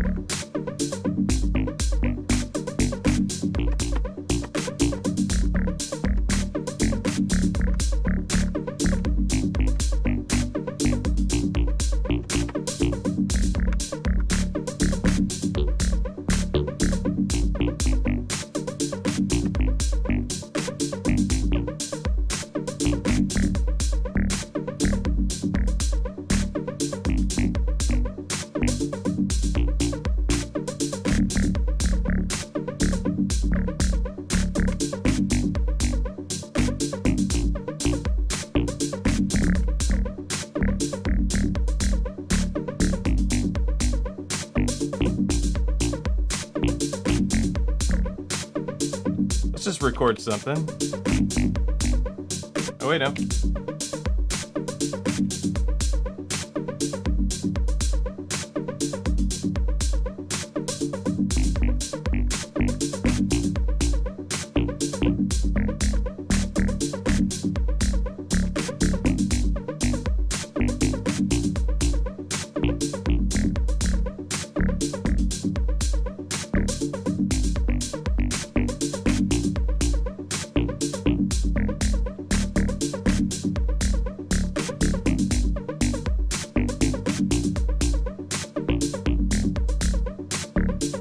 That was something that we can mess with again. You could find some phrases that we like. This is where page loop becomes really convenient. So now we can be like, let's loop page 2. Okay.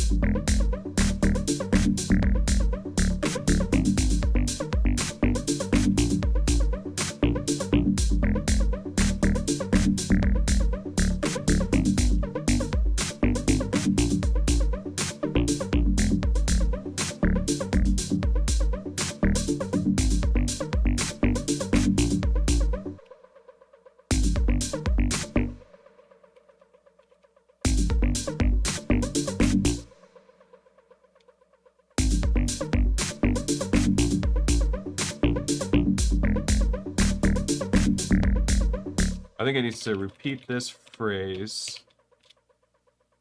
So we just need to look at the timing. 3, 5, 9, 15. So let's go 3, 5, 9. Right, that was the first one. 3, 5, 9, 11, 15. 3, 5, 9. Copy this. 11, 15.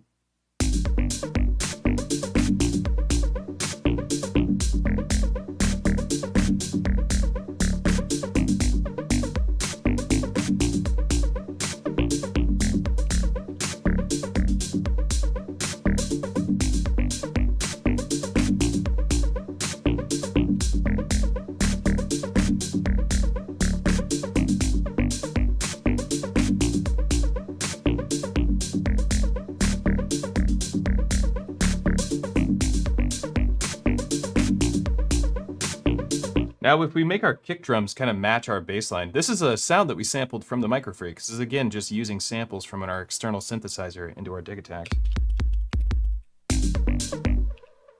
Dun, dun, dun.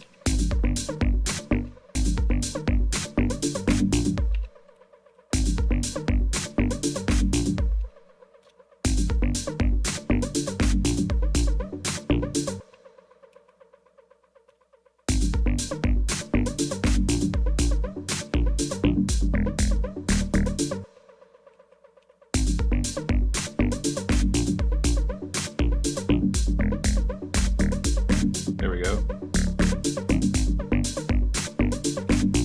I think it was there.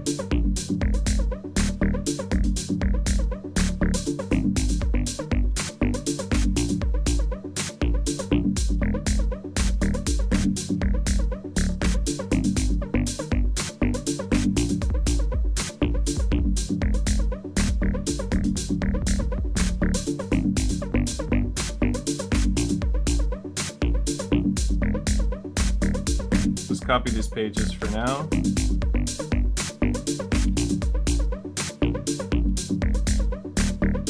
Copy.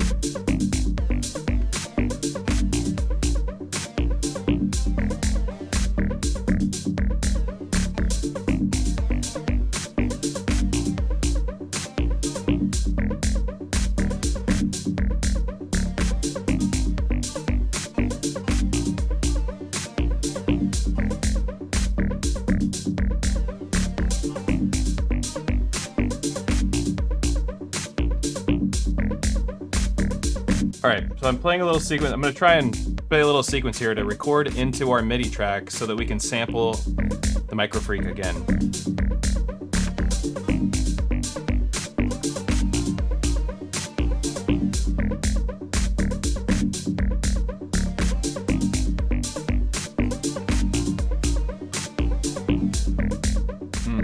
That didn't work.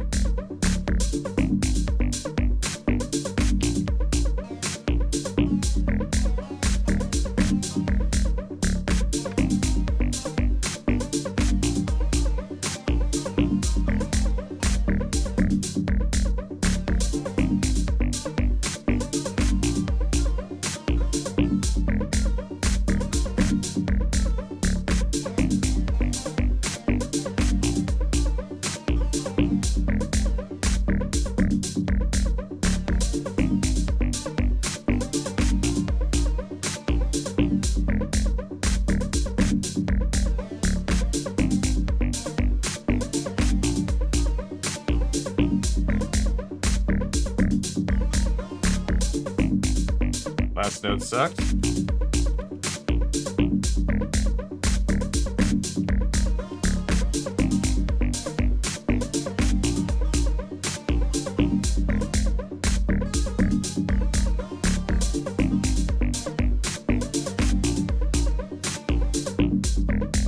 Change this to 8 bars.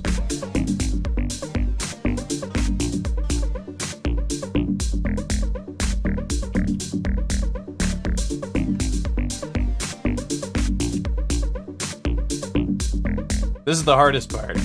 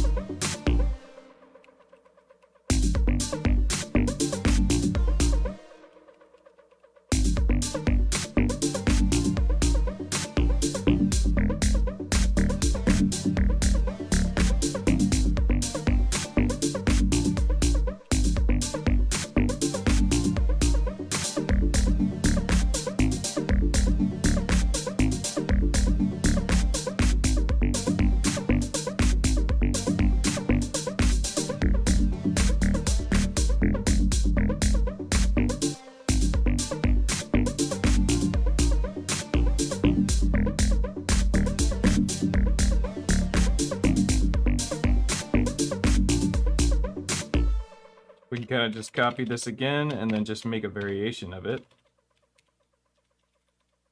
Copy.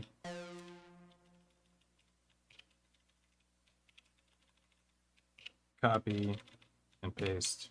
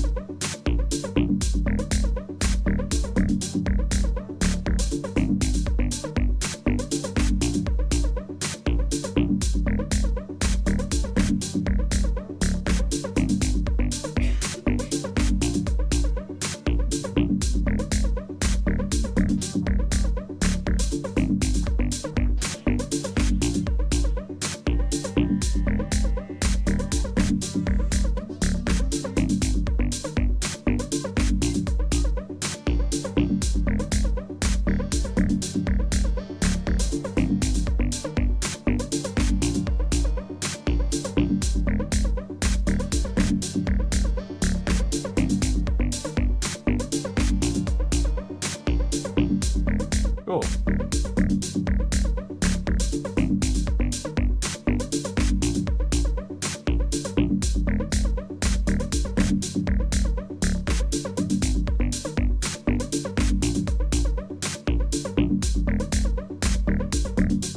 I think this page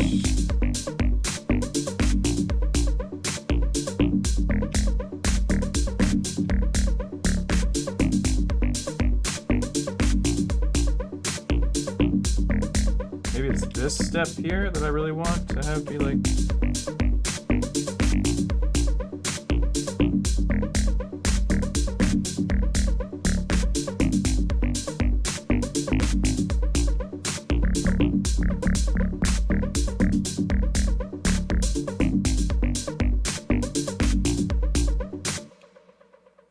This brings me to another page here where I wanted to show off something a little bit more experimental with sequencing an external piece of gear and sampling it. So let's mute everything for a moment, and or maybe we could just leave the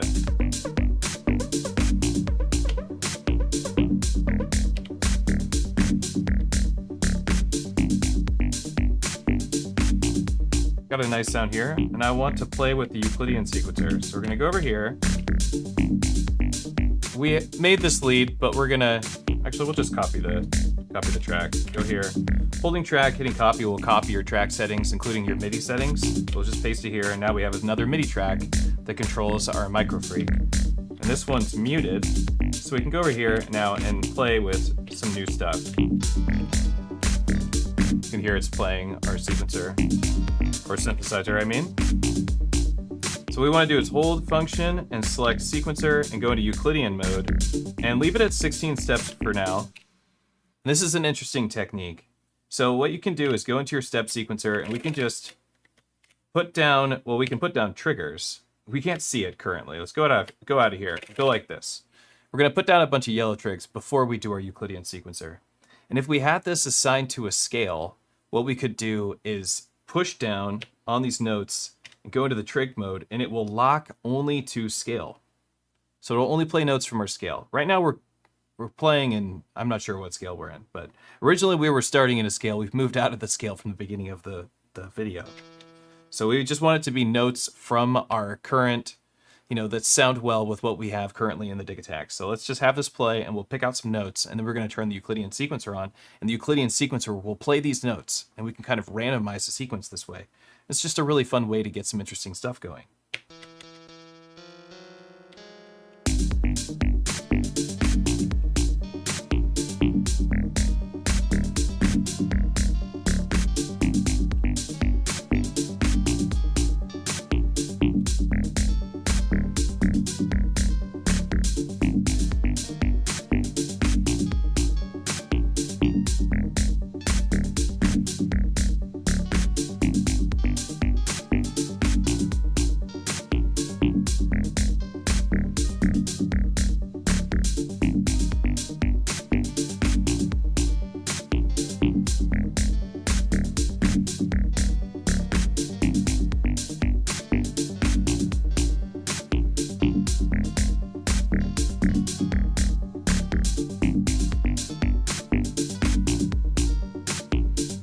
Okay, now that we have these notes locked in, let's turn on the Euclidean sequencer.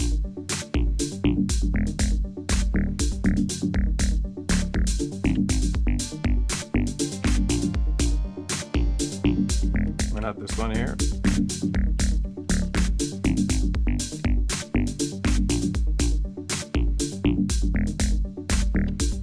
Should be playing our...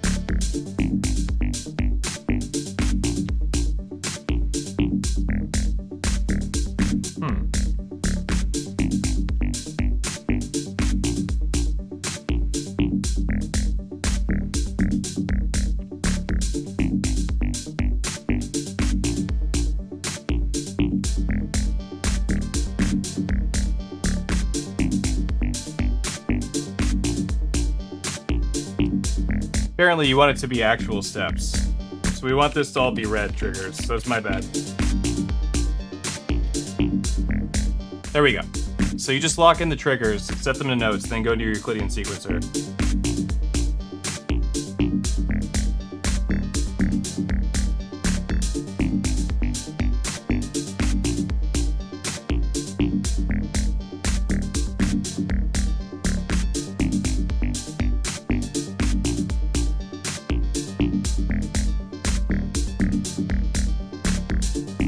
What's really cool is if you do this with a polyphonic patch like this one.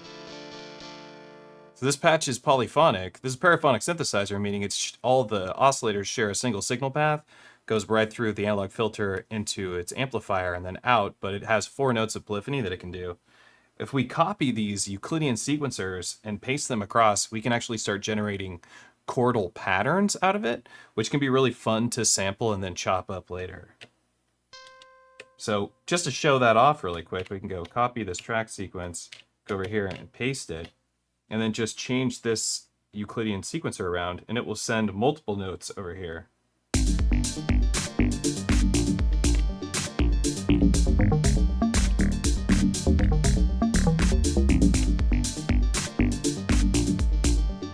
It's like this is assigned to our one shot that we had earlier. Actually sounds really cool.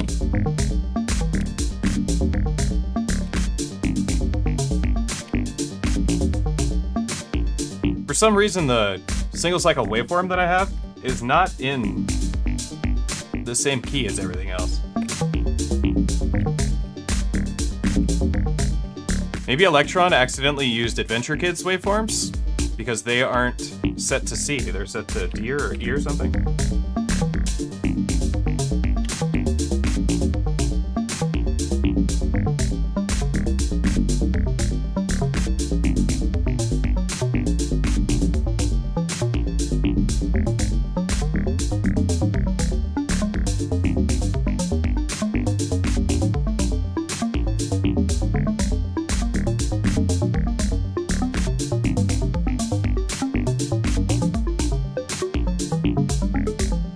See how high it goes. Pretty wild.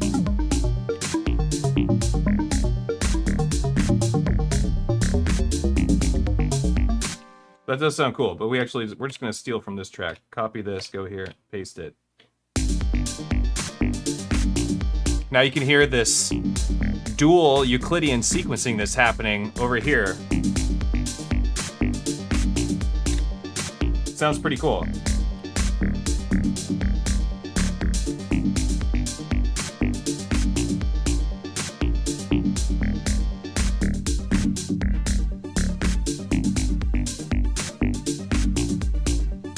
Let me mute this stuff really quick.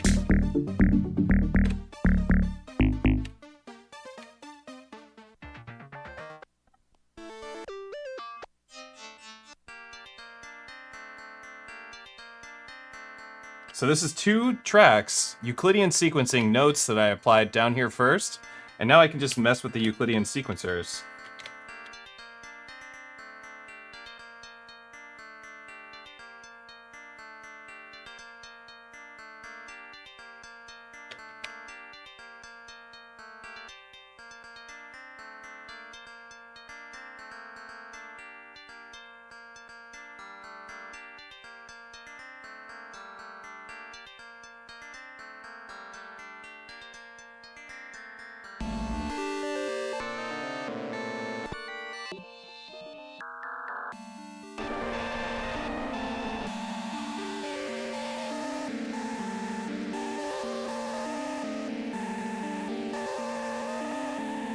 That's pretty sick.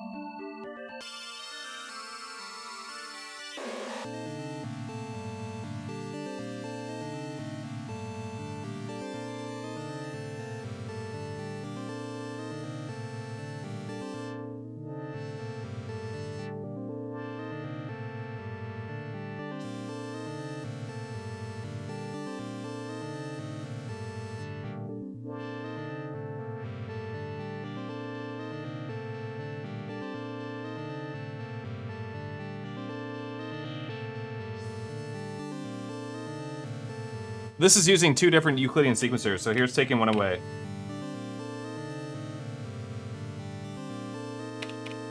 Bringing the other one in. Let's copy these notes. Copy track. And then we'll rotate the notes so they don't land on the same spot.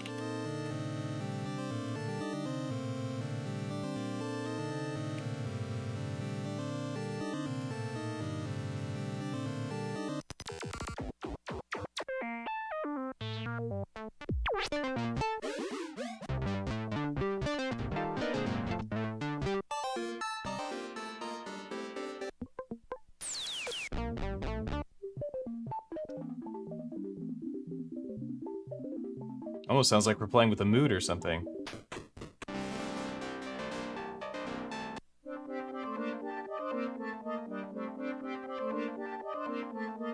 So you can see where this could get really cool.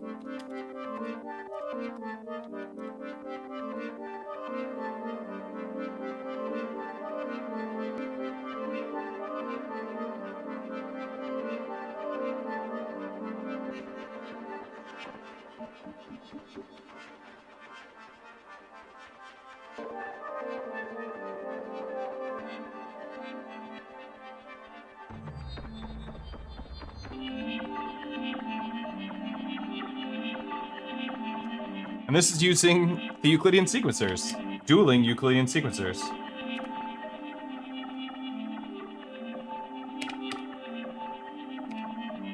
And then you can sample this, of course, with the Digitakt effects on it.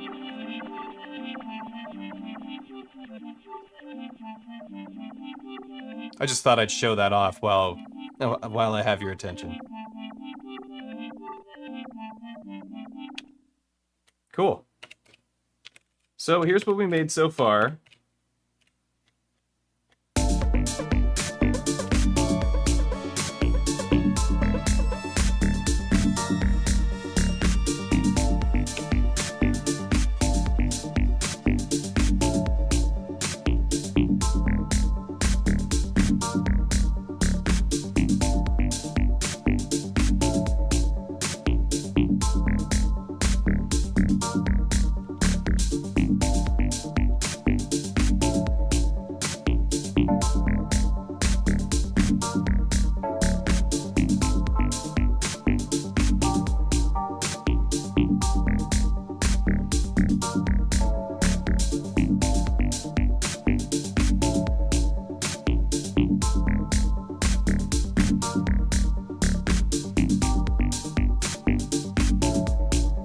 Go.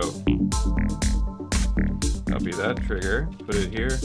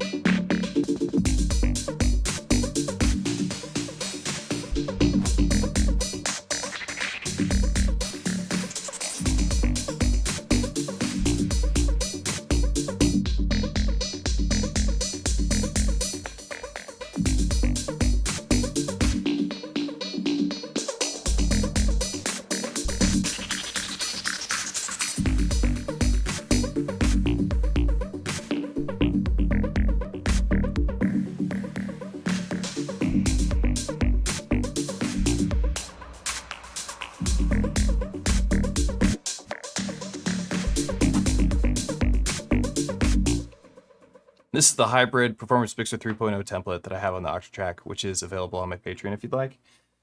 And before we call the stream, let's go ahead and take a look at what our sponsor has to offer for us today. Today's this is kind of an interesting one with our DistroKid sponsor. This is something that at first, when I was thinking about this offering that they have, I was questioning it, but then I realized that if people really love your music, they're going to be into this too.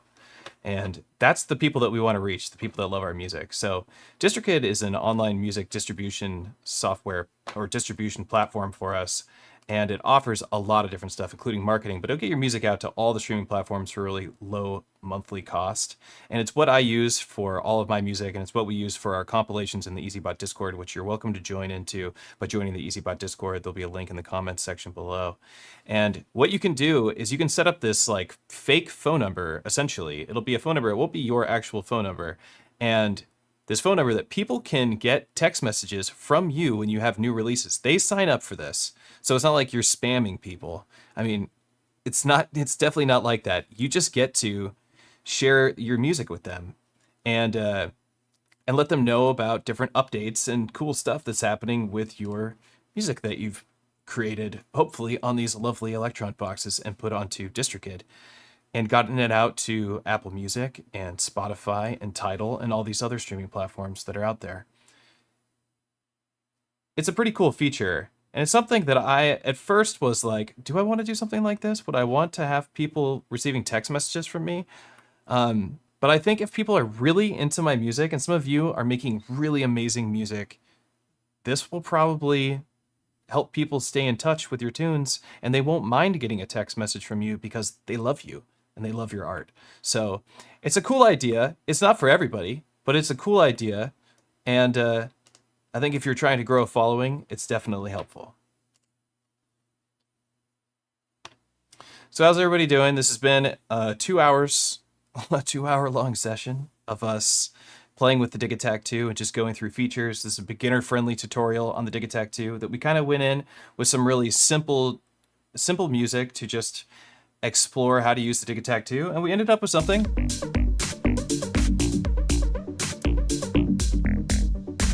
that I think sounds pretty cool. Turned out pretty good. The new filters in the Digitakt 2 sound awesome, and I had a lot of fun with that. This has been a great little session, and I'm happy that everybody joined. For all the folks that did join, there's quite a few of you still hanging out here, and I appreciate you being here. I do want to remind people there are a bunch of shows coming up. So coming up this month, we have 2 shows at the end of the month. Well, that show already happened, so let's fix that. Yeah, I'm still here. The basement stage show, that's already happened. So let's remove that one, and let's bring this one in. Nope. Yeah, here we go. And get that one out of here. So this is cool. We're excited about this. Go back to where you were. Yeah. Check it out. So this is what's happening at the end of the month. We have Modbang, of course, which is the show that I put on every month here in Seattle. Hardware only, no computers allowed, and that's the truth. I really won't let you play with a computer for the live hardware electronic music shows. But there's also an even larger show than the show that I put on, also a Modbang show, but working in collaboration with Desert Hearts and Shameless. This will be at the Monkey Loft on Memorial Day, starting at 2 o'clock. It's going to be a big show. We got Circo flying in from Denver to play. He's going to be closing us out. And look at all these amazing artists that are going to be at the Monkey Loft. But not just that, Modbang, directly after the next day, we have, it says Recovery Sounds. Sorry, Greg. It's actually The Animals at Night, which is Greg from Recovery Effects, which is really cool. Recovery Effects, great guitar pedal effects brand and Eurorack brand. Microfauna, Rascal Ray, and Ilzik, which I think I'm saying right. Also playing at Modbang, the 4Bs at 7 o'clock on the 28th. So we got this show, and then directly afterwards we have another show, both put on by Modbang, which is my company. So if you want to get your hands on stuff like these risers and these transparent cables and this like transparent TRS cables and these transparent balance cables and glow-in-the-dark cables and glow-in-the-dark MIDI cables, Digitakt stands, Octatrack stands, all that kind of stuff, you can head over to modbang.com. If you enjoy this kind of content and you want to see more live tutorials like this, where I just do a very beginner-friendly, straightforward, and then we just get more advanced as we go through the tutorial type thing that takes a long time to do, then go ahead and leave a nice comment and a like saying that you would like me to continue doing that. And if you want to support this channel even further, you can head over to patreon.com/EZBOT, and you can pick up my performance templates, like the all-new hybrid performance template 3.0, which has got some great features, and we'll be doing a whole either stream or live video, or stream or recorded video, I mean, on a hybrid performance template 3.0 for you to totally understand how to use it, because it's pretty complex in its nature when it comes to sampling into your Octatrack. Basically, it gives you 64 effects and also lets you use the sample tracks in your Octatrack, including noise sweeps and all sorts of great risers that are quantized to your MIDI clock. So it's a great live mixer and adds so much to your live performances. Highly recommend it. I know a lot of people that are using it, and everybody swears by it that is using these templates. So I'm very grateful for that. But it's all because the Octatrack is still the coolest sampler out right now. Digitakt 2, awesome. We love it. It's great for writing music. Octatrack, all-around utility.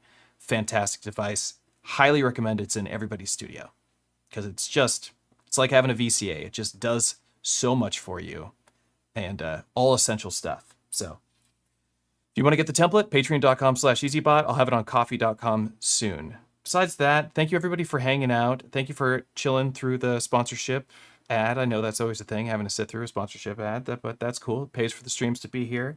And I hope you enjoyed the live stream today. And I'll see you next Tuesday for another live stream right before the Modbang show, where we'll jam or do something and have a good time. But look forward to hanging out again. Everybody, take care.